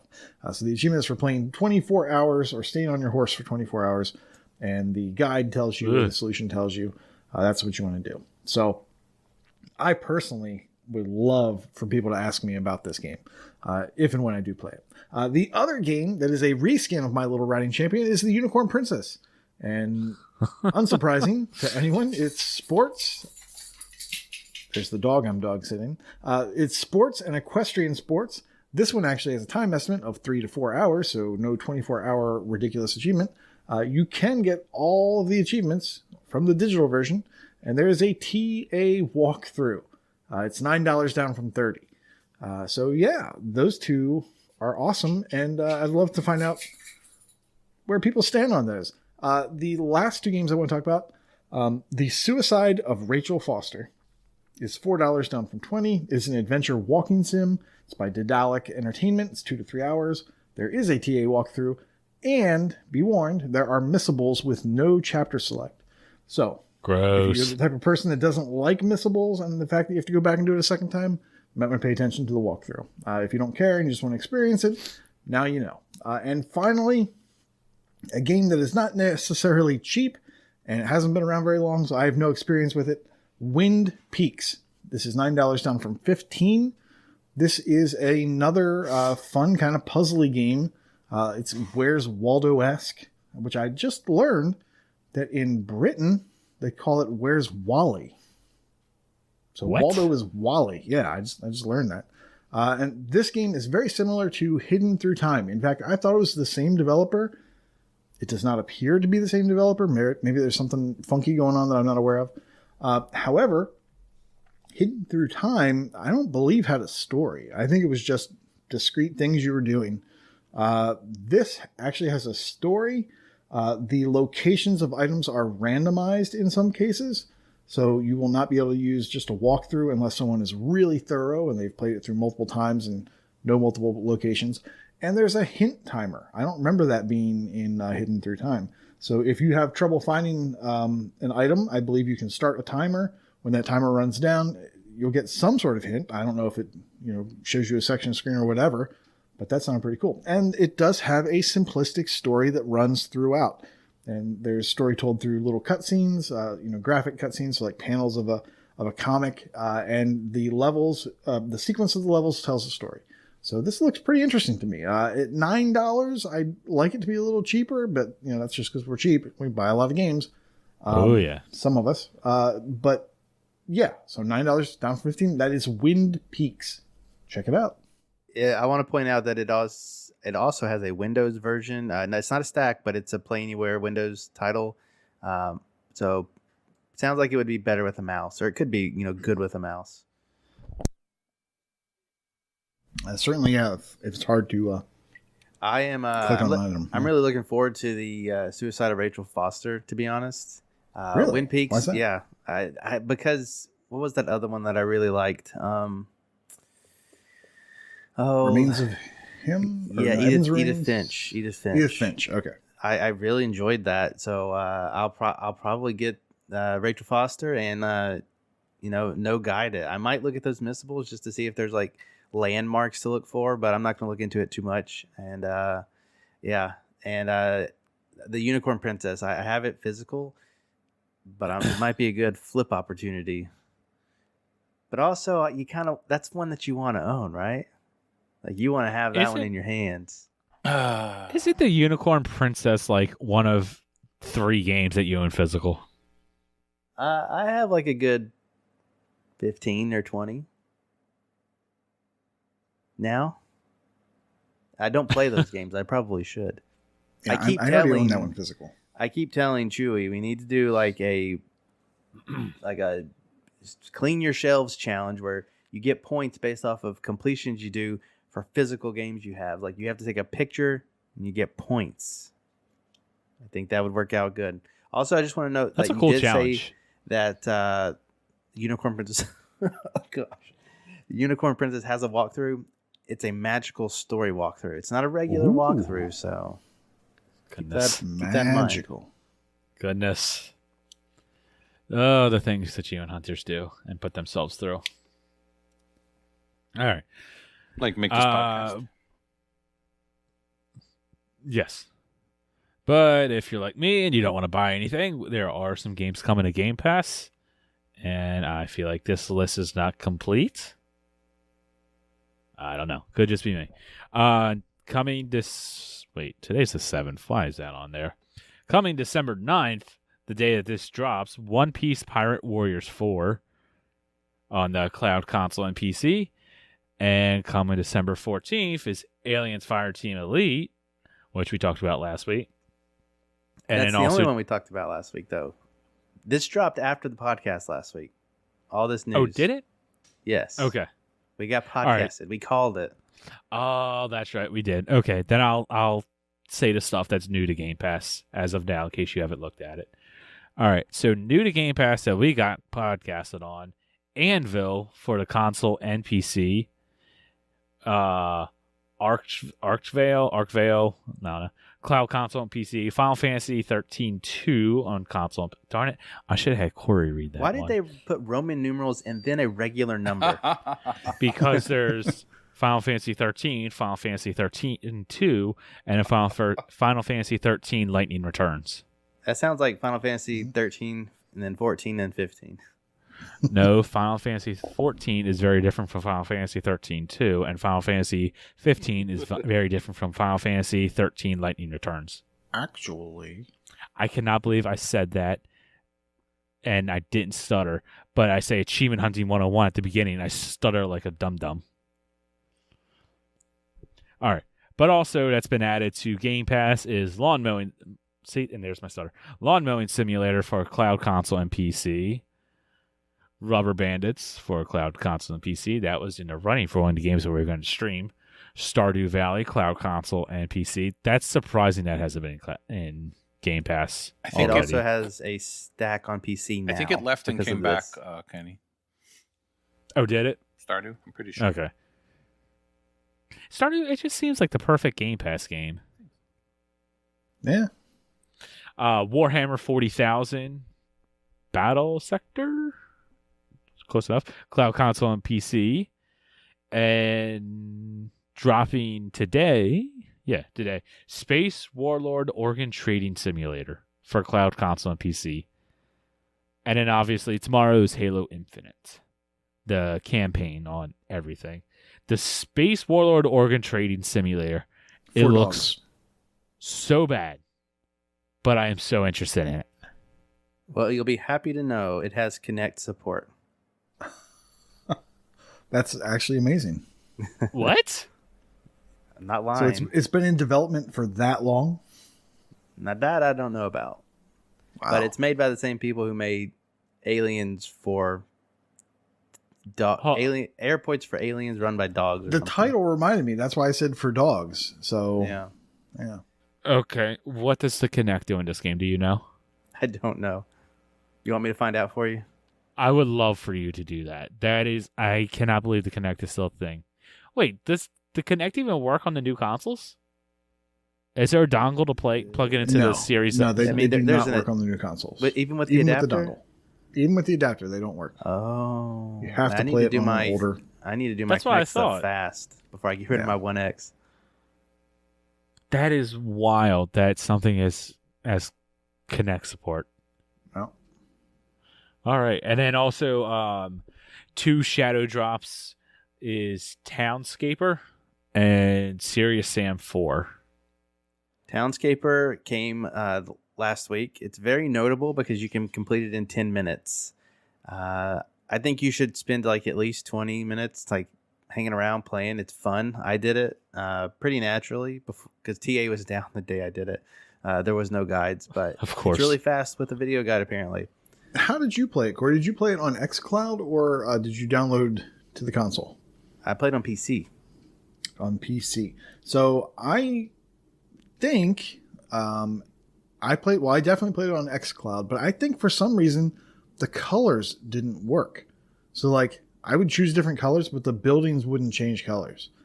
Then I downloaded it because my daughter wanted to play it a whole bunch. I was like, I'll just download it so we're not tied to the xCloud connection. And then when she was playing, it was like super vibrant. Like her town looked so cool because it was one that she had built on xCloud. And then we opened it up on the Xbox and it was like red and green and purple. And it looked super cool. Yeah. So if you think it's boring on xCloud, maybe try downloading the 456 megs or whatever it is to play it. It's a neat game where you just put buildings next to each other, and as you combine them and stack them, they turn into different things. One of the things that's an achievement is to create a garden. A garden appears when you create a enclosed space that is entirely has a border of houses or buildings, and the inside has at least one level, so there's ground to put a garden. As soon as you fill in that last spot, a garden appears, and if you remove one, the garden disappears. It's pretty cool to experiment with the things, and it's not a long completion. And also on this graphic that they put out, I see Among Us was on there. Do we know what day that is? Is that the 14th? I believe it's the 14th for console. It's already on PC, has achievements, you can get them. Yep. Coming to console, though. Finally. So look forward to some definitely community nights with that one. Yeah, we'll definitely be doing that for community nights. Among Us should have been on consoles so much sooner. I'm very curious if this will be able to revitalize the game or if the time has passed. The time has definitely passed. I don't think that any reviving is probably going to happen with that one, even with like a new map. I don't mean like it was. There's no way it's getting back to it. Like they added roles, which is pretty cool, which people were modding to get the roles, but now some of those are built into the game, so it's pretty fun. Did you mention this other shadow drop? Serious Sam? I did. I know you are excited for Serious Sam. I've never played any of these games. I was excited to play Serious Sam, the collection, 1 through 3 when it came out, because I never played them before. Turned out it's not my jam. It's like not that good of a game, but I am curious to see what Serious Sam 4 looks like, and it's pretty cool that they announced it and dropped it in Game Pass day one. It wasn't even in the news in this infographic that we have, so that's kind of Like, why did you do that? Like, this is a big game. It has a Windows stack as well, so there's 2 lists there. And we know that they're going to announce 4 things, I think 4 things for Game Pass at the Game Awards. Serious Sam could be one of them since it just came out and it's big, but again, it's out before the Game Awards. So, and they haven't, made any other hints really. I don't know. I hope it's something better. I mean, I got enough to play, to be honest. I don't even need this Game Awards announcement. I mean, you're not wrong on that. That's Devolver, right? Serious Sam? No, I don't know who that is. I think they're their own team. Oh, I remember seeing some sort of like trailer. No, you're right. They published it. Devolver I thought Digital. it was Devolver. I thought I remember seeing that during their what's it called, E3 press conference. It just looks. I guess it fits their mold, so it's very gory, bloody. Yes. Yeah. It's like Doom Horde mode, no story, no frills, or at least the original games where it was just like, I'm just going to throw 1,000 headless monsters at you, and here's a gun, go nuts. That's why you're there, for sure. Yeah. All right, let's get to some coming real soon games. Elle, you got the first one. Yeah, this game looks very interesting. It is called One Hand Clapping. This is due out on December 14th. It is something I've never seen before, and I wonder if Xbox is going to make you do this or not. But the Steam description says that One Hand Clapping is a vocal 2D platformer. You solve puzzles by singing or humming into your microphone and find confidence in the power of your voice as it changes the world around you. Now, that sounds pretty interesting, pretty amazing if it works. But if I had to guess, there will be a controller mode and maybe a microphone mode. I mean, they have those Let's Sing games, right? What do those use? I don't even know. Your headset? Your microphones aren't a thing anymore. Imagine a headset. That's a good question. No idea. Never played none. Used to be all about that stuff on the 360, but haven't really. Music genre has died a death. Just over the past 2 days, I've been looking up Guitar Hero guitars for 360 and games. Can you find them anywhere? People probably junk them. Nah, I'm not really finding a lot. It'll be $200 on I still got like 6 of them. This game reminds me of a game I did not really like. What was that one that was all the colors? Wander Song. And you had like Wander Song. It reminds me of Wander Song in all the wrong ways. I don't know. The videos look good to me. I mean, it looks like it might. I don't want to get my hopes up if they could get up for Wander Song. It looks like it might be better than Wander Song, but I'm just getting horrible That's a low flashbacks. bar. It's available on Steam for $12, so curious 15 for Xbox. Curious to see what it winds up on Xbox. Well, being able to sing and do the platform, that's interesting. Huh, yeah. Right. That's a stream game right there. Definitely Kenny. unique. Do you guys know what the sound of a one-hand clapping is? Can you do it? Tell us. Can. Oh. Okay, this is a Wow. PG. Oh, this is a family podcast, Kenny. You look like you've had a lot of practice with that, Kenny. Pay no attention to our intro, but this is a family podcast. That went about as well as I wanted it to. He was really excited yourself to do into that. oblivion. I knew where that was going to go. So yes, I was. All right. Next coming real soon game is for Nate. What we got? Well, on Thursday, December 16th, I am not going to talk about what Corey's going to talk about. And I'm definitely not going to talk about Detective D, the Silk Road Murders, which is coming out some other time. That, it looks a little bit like an Indiana Jones-ish point-and-click-ish game from the PC. I'm not going to talk about that. Instead, I'm going to use my time to talk about Record of Lodoss War, Deedlit. I'm murdering that in Wonder Labyrinth. I have no idea how you pronounce that. That's right. Record of Lodos War is a D&D replay. Does anybody know what this is? Dungeons and Dragons. Oh, well, D&D, yeah. But do you know what Record of Lodos War is? No. Where's Michelle? Michelle? She plays D&D. I'm sure she's fuming and just going crazy right now. I know nothing about D&D. So Record of Lodos War, I only know this because I Wikipedia it. I checked out on Wikipedia, so this is 100% accurate because I found it on the internet. Record of Lodos War is a D&D replay, and that means that it is a campaign that people have played, and then they podcast it or something, and people listen to it and enjoy it, and they listen to other people playing games, which is weird. Who would want to listen to other people talk about games? Sounds like a Critical Role thing. Exactly. This eventually was so popular that it was spun out into manga, anime, and eventually video games. We're talking like 1980s, I believe, is when this first occurred. 86, 88, I believe.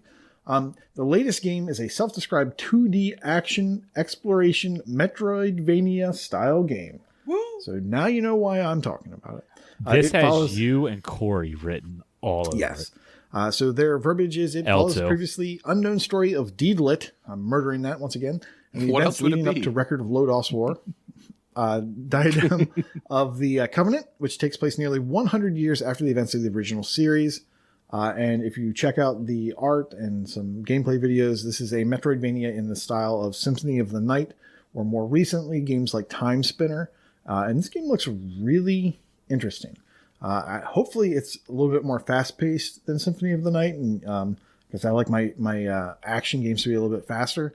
But yeah, I was surprised by this. I mean, Yeah. it's made by the same people who did Toho Luna Nights, so I don't think it will be slow.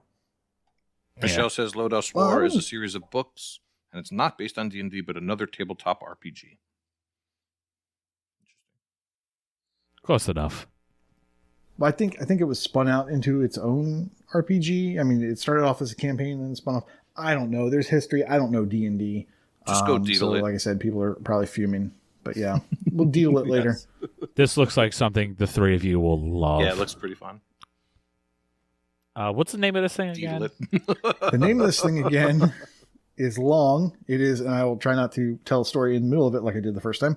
Record of Lodos War, Deedlit in Wonder Labyrinth on a Tuesday. For dogs. Run by dogs. Run by dogs. Yeah, there you go.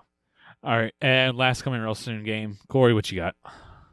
So I have a Game Pass game, exclusive Game Pass game at that, called The Gunk. That's exclusive? It is exclusive. I don't even think it's on Steam. I couldn't find it on Steam at least. So this is the game made by Thunderful. So they're used to doing the Steam World games, and I love the Steam World games. Not that this is anything like those, but I like that developer. So I'm interested in The Gunk. Basically, it's a 3D game. I don't know if it's open world necessarily. It kind of looks open world-esque. You have this prosthetic power glove that you upgrade and you suck up the gunk, and it looks beautiful. And I don't think they put a lot more details about that, but it's one that I can't wait to play. I'm hoping I have Halo done before this comes out, because I'm going to drop in Halo either way. I remember seeing this E3 like 2019 or something like that, and it looking interesting. Yeah, well, we're finally getting it. It's been a while. I didn't realize this was an exclusive.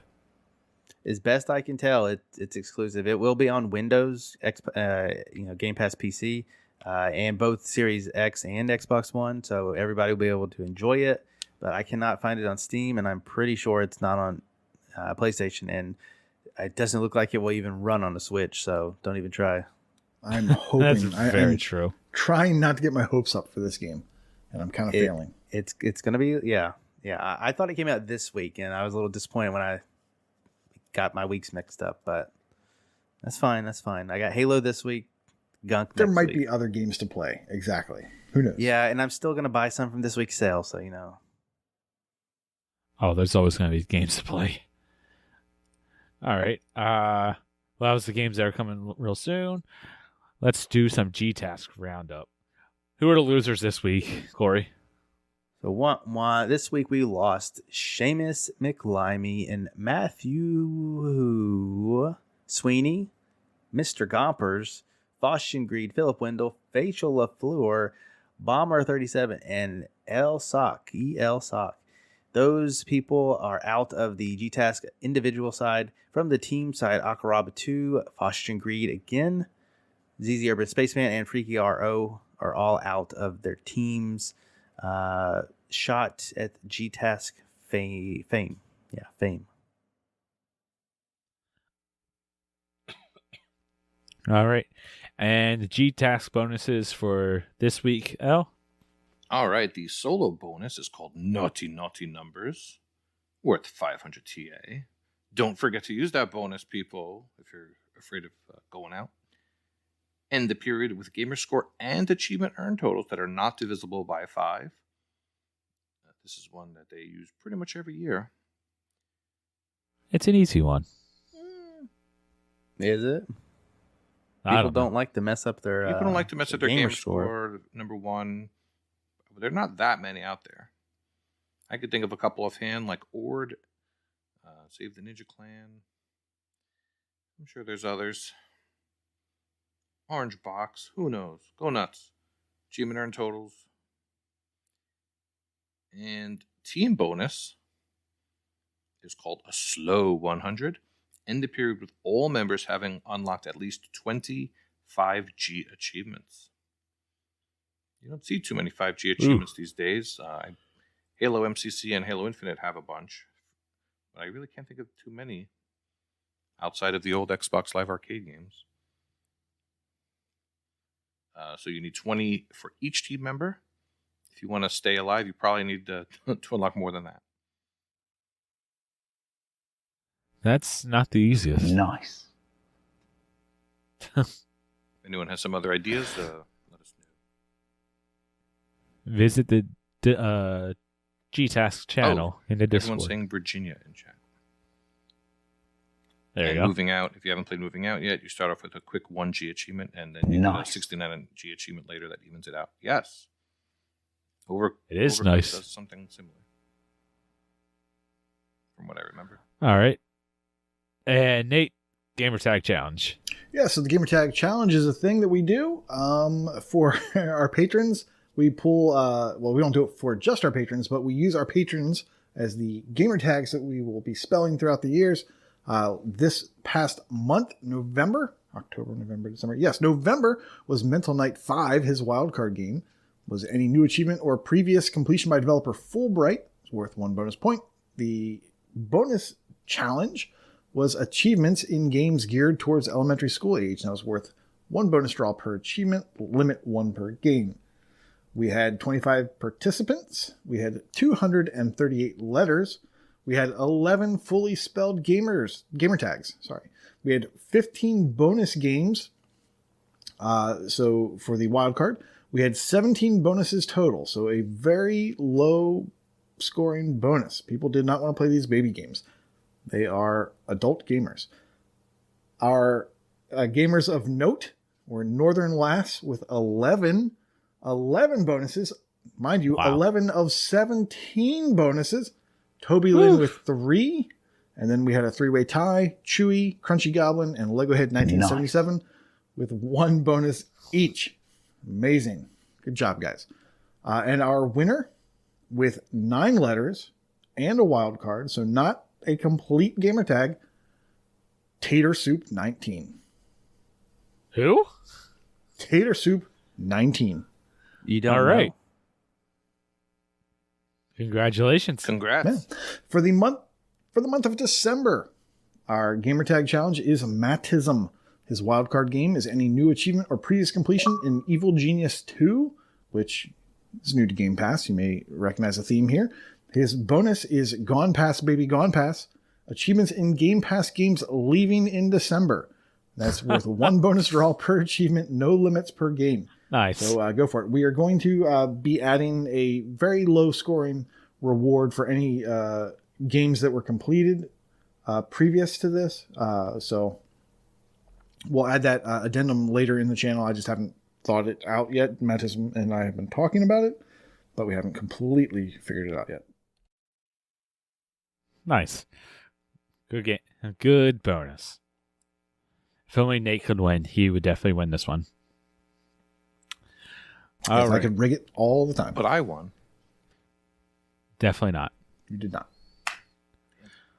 All right. And it's the beginning of a new month, so we also have our Patreon drawing. And our winner for this month is...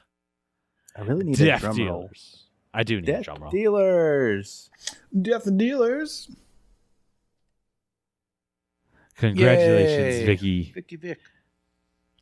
Finally, she gets to win something this month. Right? She's been so kind in giving out lots and lots of Xbox gift cards. And now she wins as well. Awesome. We'll get you that code. Thank you for supporting the show, and thank you to all the patrons for your support. We greatly appreciate it. But with that, let's get into Brag Camp. Take it away, Corey. All right. As always, we have completions first, and well, some people went a little crazy on this one this past week. Icefire TN passed 350 completed games. Raw Sauce Ross completed 750 games or passed that milestone. Inferno 118, aka Jimmy Friendles, passed 1,050 completions. And then we have two more people. Okay, Noth Ultra, Railbait, sorry, man. He completed 25 games from 970 completions to 995. I really shouldn't have read that because he didn't even hit 1,000. That degenerate. Also starting at the 970 completion milestone was Mental Knight, who also passed about 30 other milestones and completed 1,105 games. So, yeah, that's what is that? Quick math. 135 games in 1 week. Good job. Yeah, that's been ridiculous. In 1 week? And that was as of noon today. I don't know if he did any more, but What's he's the a chances mad that lad. he hasn't done that? 0. That's absolutely true. Mm-hmm. So yeah, that was ridiculous. Good job, guys. I mean, did they have a challenge against each other? I have no idea what he's doing. I think Mental Knight is just crazy. And we just got a live update. He's up to 158. So Dear since this started. Dear God. Not formally. Just doing it for fun. No, he's just gone wild just because. Who needs a reason to do it? There's no time to explain. In ratio, the Alpha Seagull has reached a new milestone with a TA ratio of 1.2. Oh, he's playing. Fight Club X, we don't talk about Fight Club X, has reached a new milestone of 1.5. Mark B with 1.7. M's Fergie with 2.0. And Magical Mars with a TA ratio of 2.3. They've been playing those difficult games. In streaks, we have Enigma Gamer 77 is currently on a 3-year achievement win streak. So that's some number. We also have J Black currently on a 100-day win streak. Mental Knight 5, because he's not done getting milestones, 150-day achievement win streak. Toby Lynn with a 250-day achievement win streak. Raw Sauce Ross with 800 days. Seamus McLimey, 1,900 days. Prue with 2,100 days. Mr. Gompers with 3,000, who ties Matriarch, also known as Matriarch. Mad Eye Pad Eye is currently on a 3,200-day achievement win streak. In Gamerscore, KT Echo has hit 125,000. Lord Zelv, 200,000. I'm like 350,000. XLAX Jester, 400,000. J Block, 450,000. With 550,000 is Dude with what the? Wait a minute. Dub D23, something like that. Morbid 237 and Cerebral Assassin. High Road for 2 has hit 650,000. A Gray Shark 750,000. Northern Lass 850,000. Mental Knight started around 1.4 million, and now he's up to 1.5 million. Actually, he's probably farther than that because, God, my God, he's just completing everything. And then Noth Ultra or Railbait or Potato has hit 1.4 million gamer score.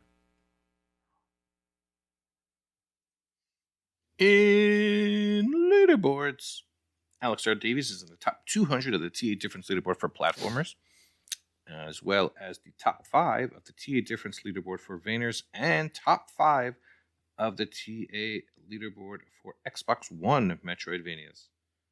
Holy cow. Bastion Reader is in the top 50 of the max possible completion percentage leaderboard for Xbox One shoot 'em ups. Chesno is in the top 500 of the England Gamerscore leaderboard for management. Dave Bodom is now in the top 2,000 of the Gamerscore leaderboard for Danger Crawler. Yes, I do that just for you, buddy. I know you did. Freemhole is in the top 200 of the Gamerscore leaderboard for collectible card games. Nice. Hey. Jimbot Rhode Island is now in the top 50 of the TA leaderboard for bowling.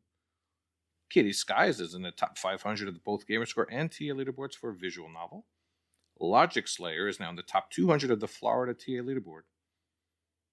Yeah, I never would put Logic and Florida in the same sentence, but here we go. Magical Mars is in the top 10,000 of the TA ratio leaderboard. Welcome aboard. Mark B is in the top 1,000 of the England TA leaderboard for football.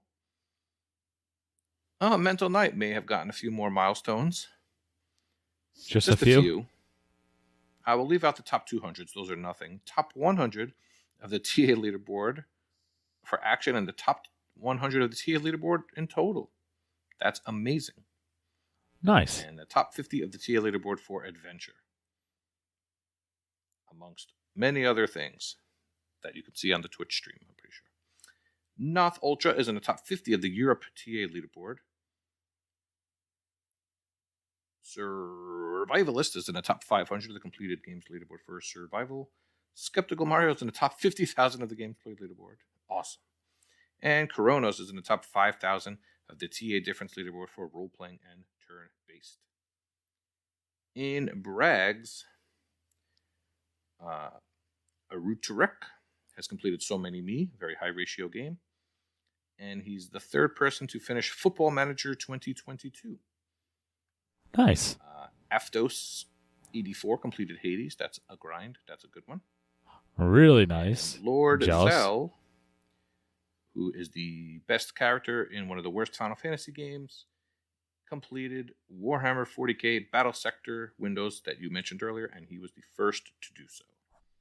So very, very nice. Way to go. It's awesome. As usual, if you get a fun brag, throw it in the Bragcam channel, and I don't think any of these people tagged me, so I had to find them. So, but if you tag me, I'll probably read it no matter what. Oh, yes. He likes to read things. People also pre-brag. I mean, Chip's almost done with Crash Bandicoot 2. So, you know, that's coming up. Yeah, but we read 1 and 3. We don't need to read 2. But he wanted to brag about almost being done with it. Oh. It was implied. Congrats, Chip. Oh, yeah. This isn't almost brag camp. This is brag. There was a leaderboard for scalping you have games done. and consoles. He'd be high up there. That he would. All right, so for the outro bits. For those that are in Twitch chat with us now, or those that are listening to us day of release, Corey and I will be streaming the Game Awards. So come back here. We'll have Now, what does that mean? For you. That means that we are going to watch the Game Awards. Live? And you could watch us and the Game Awards at the same time. Hear our commentary. Yes, it will be live. What's that? 8 I mean, o'clock? the Game Awards are a glorified E3 with some awards that most people don't care about, so... We're not here for the awards. We're here for the commercials. Yes. Is The Rock going to be there? God only knows. Probably not. How about Chris Rock? So we're also getting ready for Game of the Year stuff. So start looking at your collections. I would like to get something sent out to you guys within the next week. It won't be the next Patrons. podcast. I'm not gatekeeping here. It won't be the next I will. podcast. And see, the next one's Christmas, if I look at my watch correctly. And so it might even be after that one. We'll see, but get to looking and get to thinking about your Game of the Year stuff. All right. And ID at Xbox demos are live, and maybe we'll be streaming some of them. Maybe. That'll probably be a Nate thing. Maybe. That'll be a Nate thing. All right. And then for a bit of housekeeping, if for some reason you're listening to us and you are not watching us live, shame on you. Go to Twitch, twitch.tv/H101. Follow us and subscribe to us. If you have Amazon Prime, you get a free sub, so it doesn't even cost you any monies. If you're live with us in chat right now and you haven't subscribed to us, go ahead and do that, and you'll be entered into the ducky races after this. If you want to contact us, you can do so on the Twitter at Achievements101. discord.io/H101. YouTube, Achievement Hunting 101. And then Patreon. Thank you, Death Dealers. Congratulations on your win, and thank you to all the other patrons for your support. You are the ones that let us continue doing all the contests that we do, the ducky races and whatnot. So patreon.com/achievementhunting101 for those that can help us out. Greatly appreciate it. But for that, I guess this is over with. If you're live with us in Twitch chat, continue to stay here. We'll do some ducky races, have some more fun, and say some things that we're not allowed to say on the podcast. So, see you all class dismissed. See you all next week. That's what I said. It's late. Bye-bye. Ducky time?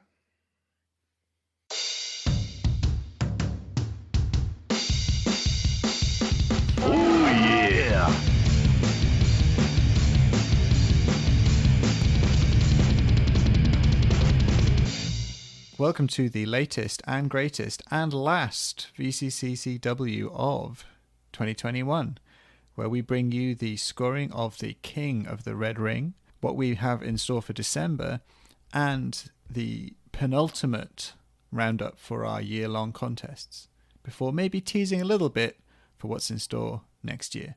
I do love being teased. I was going to say just the tip, but I don't think it's a family show. I think you just did. So, Vulgar, November, you brought back one of the popular events from last year in the King of the Red Ring. Tell us more about that. So the King of the Red Ring was we did two tournaments. So there's the Dusty Games Classic and the King of the Red Ring for 360 scoring.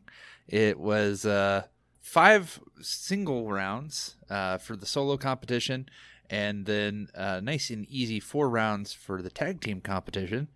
And after those 5 weeks, the ballots are in, the scores have been counted. NBA Kirkland is our new King of the Red Ring.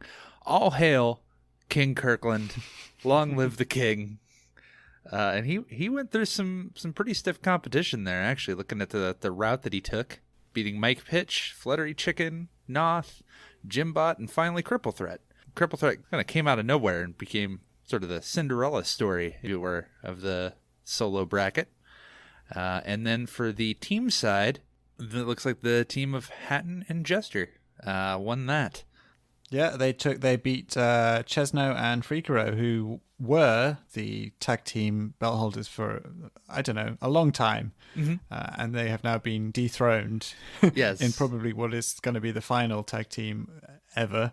It was taken from them by those lousy Brits. Yep. Sneakily, too. Yeah, so it was yeah, it was good. It was a good competition. How'd you do in it, Chewie? I did very terribly. I lost to Cripple Threat in round 2, so, you know, if you lose to second place in the tournament, I don't think you can be too ashamed of that. And then Fug raided the library and beat me and Ahizo in the tag team. It's probably worth pointing out that Fug managed to be basically a single-handed tag team. Yes.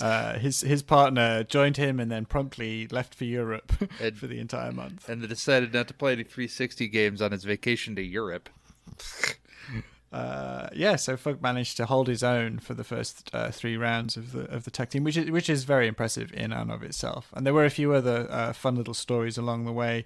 There was my personal favorite moment when Simso in the second round of singles laid down his sword literally to Chesno and seemed to be giving up before pulling out that famous 5-minute completion Avatar and sneaking the win from Chesno, who I don't think was ready to lose quite so audaciously.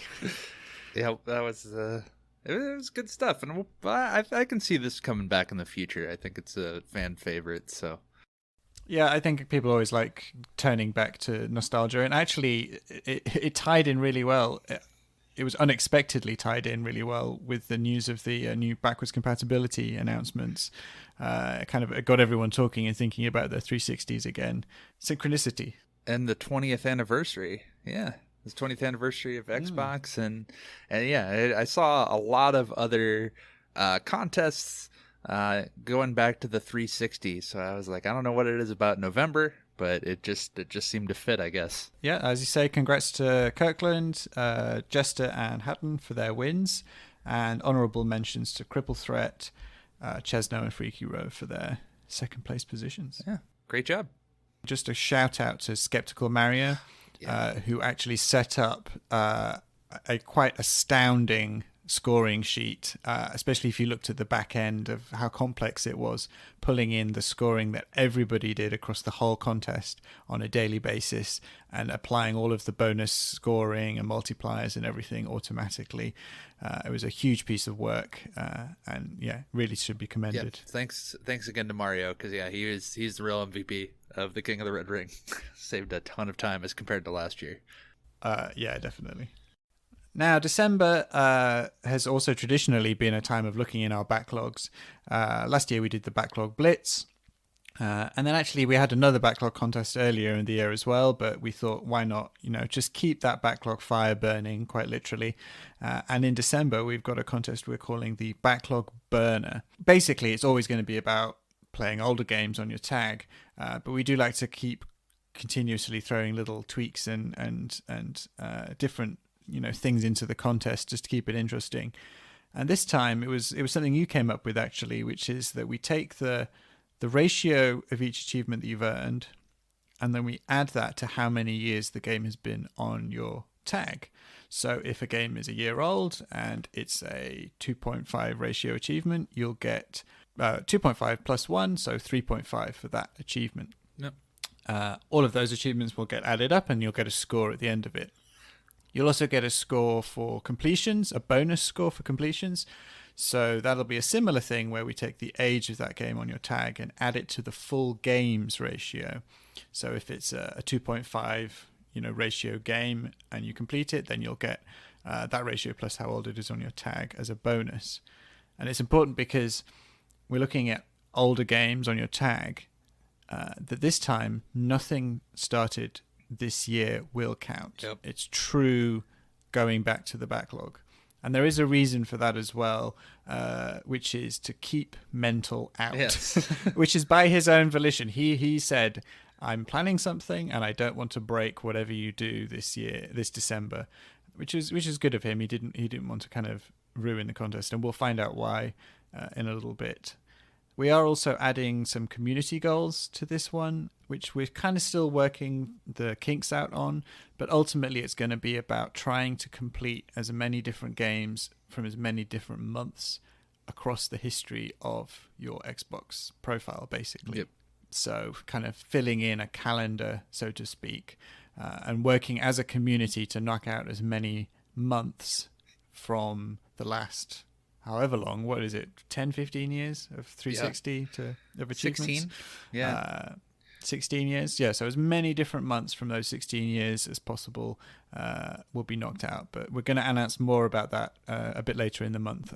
Basically, when I figure out how to do it. Yes, but this should be a lot of fun because you got that nice balance there of ratio to age as well. So, going for straight easy stuff is a plan, but going for higher ratio stuff is going to work. Yeah, so if you've got, and I've got quite a lot of these, if you've got any of those games where you kind of put it down in the last few achievements because maybe it was, a hard difficulty run that you had to do, or maybe a grind that you didn't really feel like working on, going back and knocking those last few things out is going to be, I think, where some good scoring will happen. I'm making progress. I'm doing my best, so we'll see how it goes. Yeah, and there should be a sheet coming out soon with all the scoring of that kind of to catch up on. So I have no idea where people are at the moment because I haven't finished off that sheet. But as soon as it's done, I'll be posting it and we'll see where the standings lie. Sounds great. Okay, and that's it. We're keeping it simple, right? We're seeing out the year with a nice simple backlog challenge. But we've still got our year-long contests going on, and it's time to get the penultimate update on those to see how we're doing and whether any changes could be made in that final month of the year. So we're going to start with the CCC, Chesno's Crazy Completion Challenge. And going into December, it looks like everything is kind of status quo, and there's not really much that can be done before the end of the year. Jester still leads, followed by Stan, Toastar Venom, EOJ, Prue. The top kind of 4 or 5 hasn't changed for quite a few months now. And I would have expected that to be the case all the way into the end of the year. But then we got Mental. Yeah. And he's been saying for a few months now that he has plans. And it didn't look like those plans were really paying off for him because going into December, he was at a lowly minus 148 completions. So he'd started over 500 games and completed still nearly 400, which is huge, but it was putting him at a negative 148. 200 exactly places behind Jester in the lead with 52. And Mental has laid down the gauntlet and said, I'm going to complete those 200 games this month. I am going to exceed that score, and I'm going to do so by only completing games that were released this year. Yep. And everyone, I think, saw that, and they probably would have scoffed if it weren't for the fact that this was Mental talking.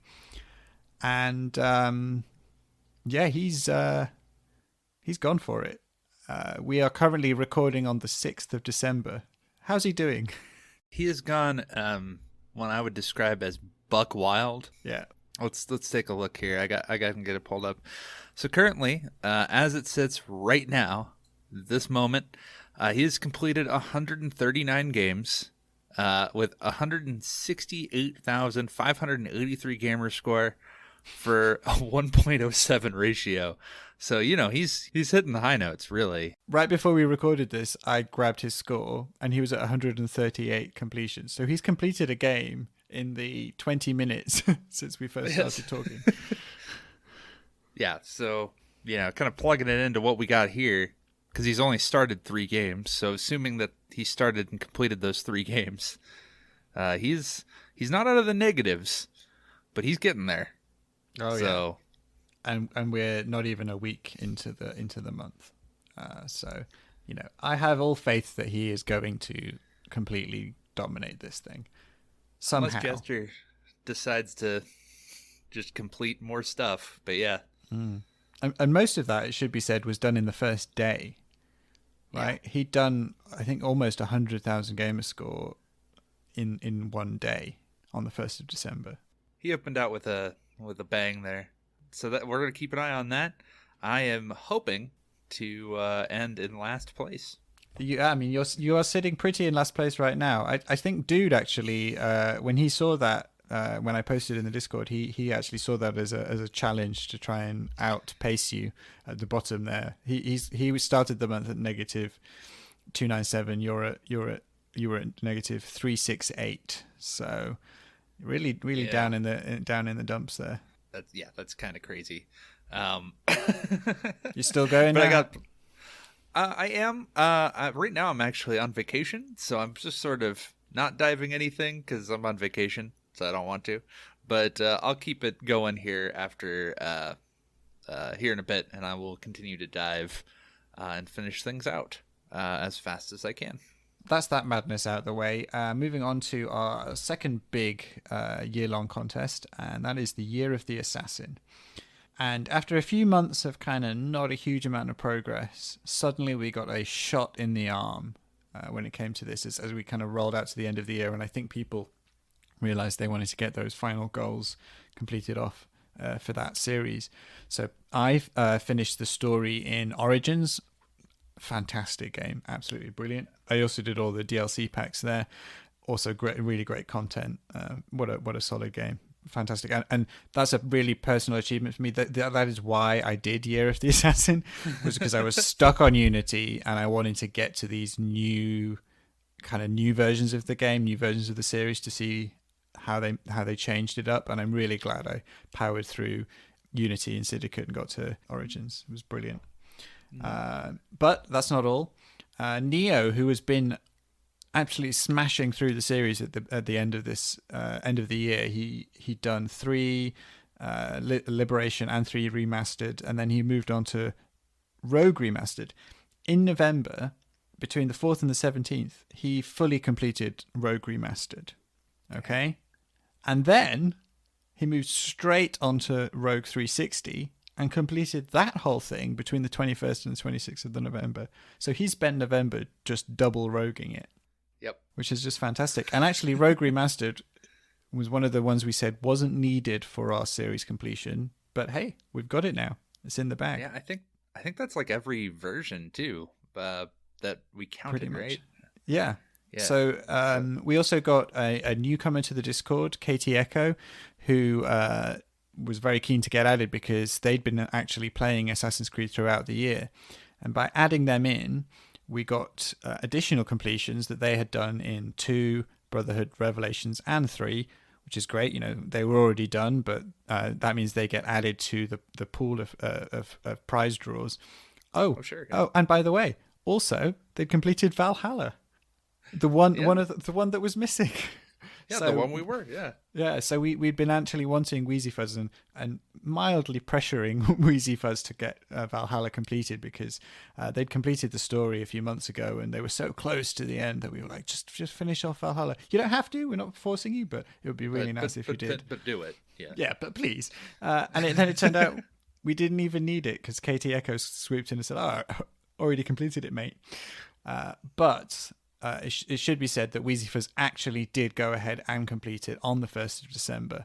So we've actually now got 2 Valhalla completions in the bag, as well as a DLC pack as well. We weren't counting all the DLC packs for Valhalla because we didn't think it was fair in case ones kind of came, which they have towards the end of the year and people didn't have a chance.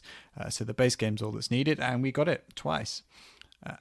Which meant that literally the only game, apart from the Pirates games, which we don't count and don't care about, the only game that was left incomplete for the whole series and all of the stacks, all the versions of the series, was Chronicles Russia, which we were similarly pressuring Lego Head to please complete.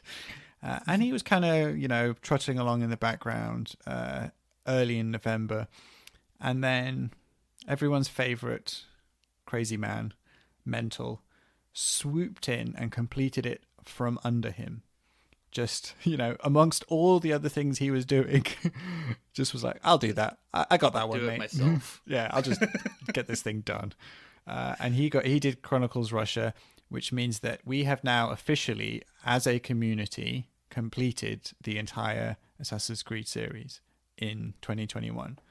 So awesome. That is just amazing, and that is such a great community effort, and I really, really loved that we all pulled together and did that. A lot of people were doing it naturally and just kind of going back to the series, but I think that kind of keeping talking about it and getting people motivated really got us over the line, so that's great. I also noticed you actually, as part of your major beam diving, you dived 5 Assassin's Creed games. Yep, 2 Rogues. I did Rogue and Rogue Remastered, and all 3 Chronicles games. I'm sorry to say, I think you might be a little too late for those completions. Yeah. I don't know if they're going to happen. Fantastic. Yeah. So great job, everyone. And I think it's been mentioned a few times now, but I'm going to officially say that we are going to do a similar thing next year. We're not going to do it on as a bigger series as Assassin's Creed, but I think we're going to still do one on an important series, which is going to be Tomb Raider. So it's going to be 2020 Tomb Raider next year. It's going to be a similar deal. Every single Tomb Raider game, if you complete the stories of all of them or any of them, you'll be up for a prize. But also we're going to try and complete the entire series as a community. So that includes the old 360 games, Underworld, Anniversary, and Legend. Oh, and Guardian of Light. And Yes, Guardian of Light and Temple of Osiris. Yep, and also obviously the new series as well. So Tomb Raider, Rise of Tomb Raider, and Shadow of Tomb Raider. I believe so. So all of those games will need to be completed as a community, including DLC, which for one of the old 360 ones is annoying because it includes the one of the other base games as DLC. So I think one of them have it discontinued, so that's we gotta balance that out as well. So I think I need to look it Rise up. But does? Rise, it has a partially discontinued because if you play it on a specific platform, it doesn't work properly. I think if you play the game without Series or 1X enhancements, it's okay. I'm Weird. I seem to be remember thinking that properly. Yeah. I'm sure there'll be people shouting at us to correct us, but all the details for this will come out towards the end of the year. But yes, Yep. 2022 Tomb Raider. And again, this is purely selfish. I did Year of the Assassin because I personally wanted to push my way through the Assassin's Creed series where I got stuck, and I am in a similar position with Tomb Raider in that I have dived the new Tomb Raider. By new, I mean the new reboot of the series from like 10 years ago. And I didn't go any further, and I need to get through that. And I really want to play those 3 games particularly. So it's purely selfish. Yeah, works for me. On to Goal Getter. And in a stunning turn of events, Mental won November in Goal Getter, getting first place in almost everything.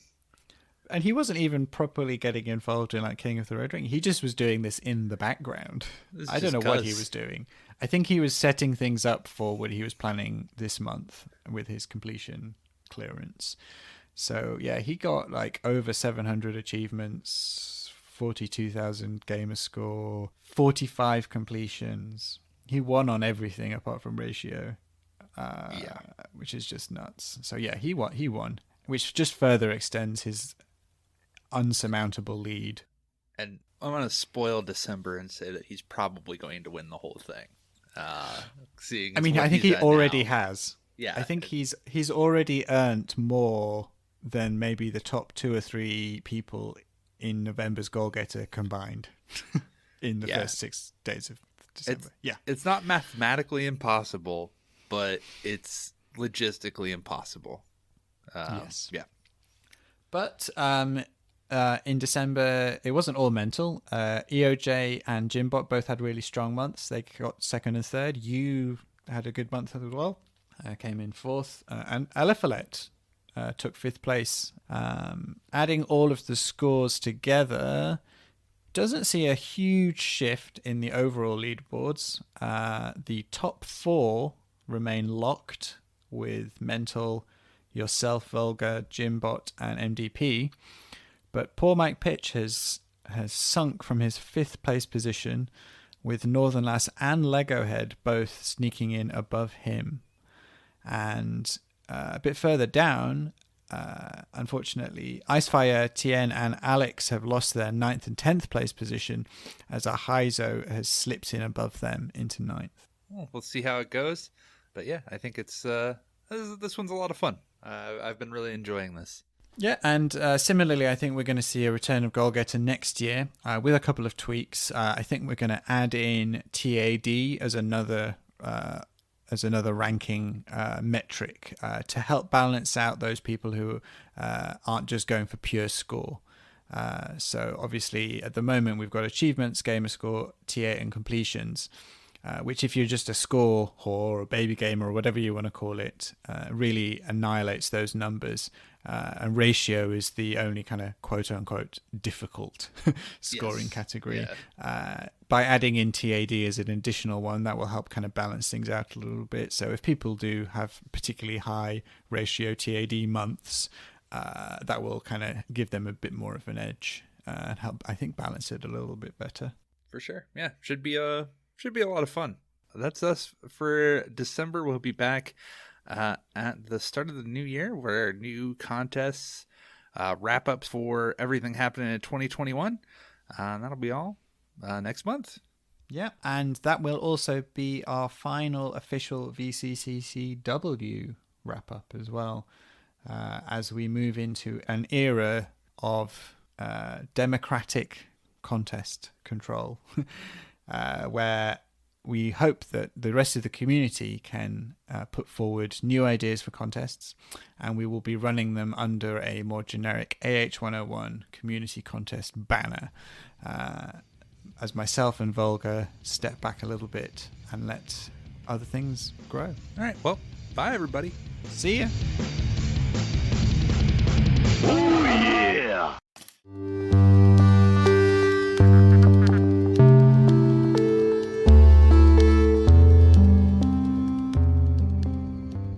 Hello and welcome to Waka's Weird Wonders. I'm Wakapeil, having wrapped up this year's Alphabet Challenge in the Better Completions Matter contest. This year I had a tough time finding a game starting with the letter J, but I ended up playing Journey of the Broken Circle, which has less than 200 starters on TA. Remember Thomas Was Alone? It was an early Xbox One, easy completion and pretty good. Graphically minimalistic platformer with some fun narrated storytelling. Journey of the Broken Circle shares many traits with Thomas Was Alone, but instead of voice acting it uses text and more graphics to tell the story. You play as the emotionally volatile Circle, who is missing a tiny sliver, blaming its misfortunes on not being a perfect circle. One day it decides to go on a journey in an attempt to make itself whole. Circle is lonely but socially inept, quickly alienating the beings he befriends along the way, with each lost friend sending it into deep depression. The narrative of Journey of the Broken Circle felt highly dissonant with its overall presentation. It features colorful graphics and most of the characters reads and behaves like children, but the story takes some pretty dark turns. There is even an achievement for committing suicide during one of Circle's emotional low points. It is probably safe to play the game in front of kids who can't read, as the game has no voice acting and the minimalistic graphics are rather abstract, but I was surprisingly disturbed by the story. After emerging from one of the depression chapters, I was very suspicious of the creepy caterpillar who wanted to hug Circle. The script is free from profanities, but with the tension building up between Circle and his friends, they are internally cursing up a storm. Journey of the Broken Circle has 11 achievements worth 1000 game score and 1500 TA.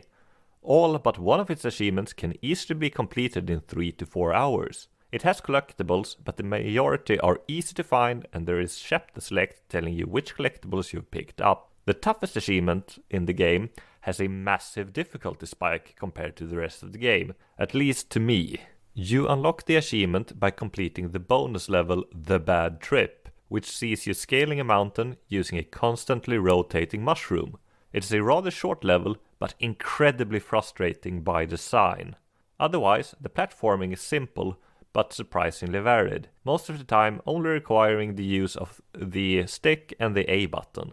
The physics-based movement is not perfect, but as the platforming is not very demanding and frequently checkpointed, the occasional failure is not much of an issue. While not as good as Thomas Was Alone, I had a good time with Journey of the Broken Circle. The creepy story is easily skippable if you just want to play a decent platformer.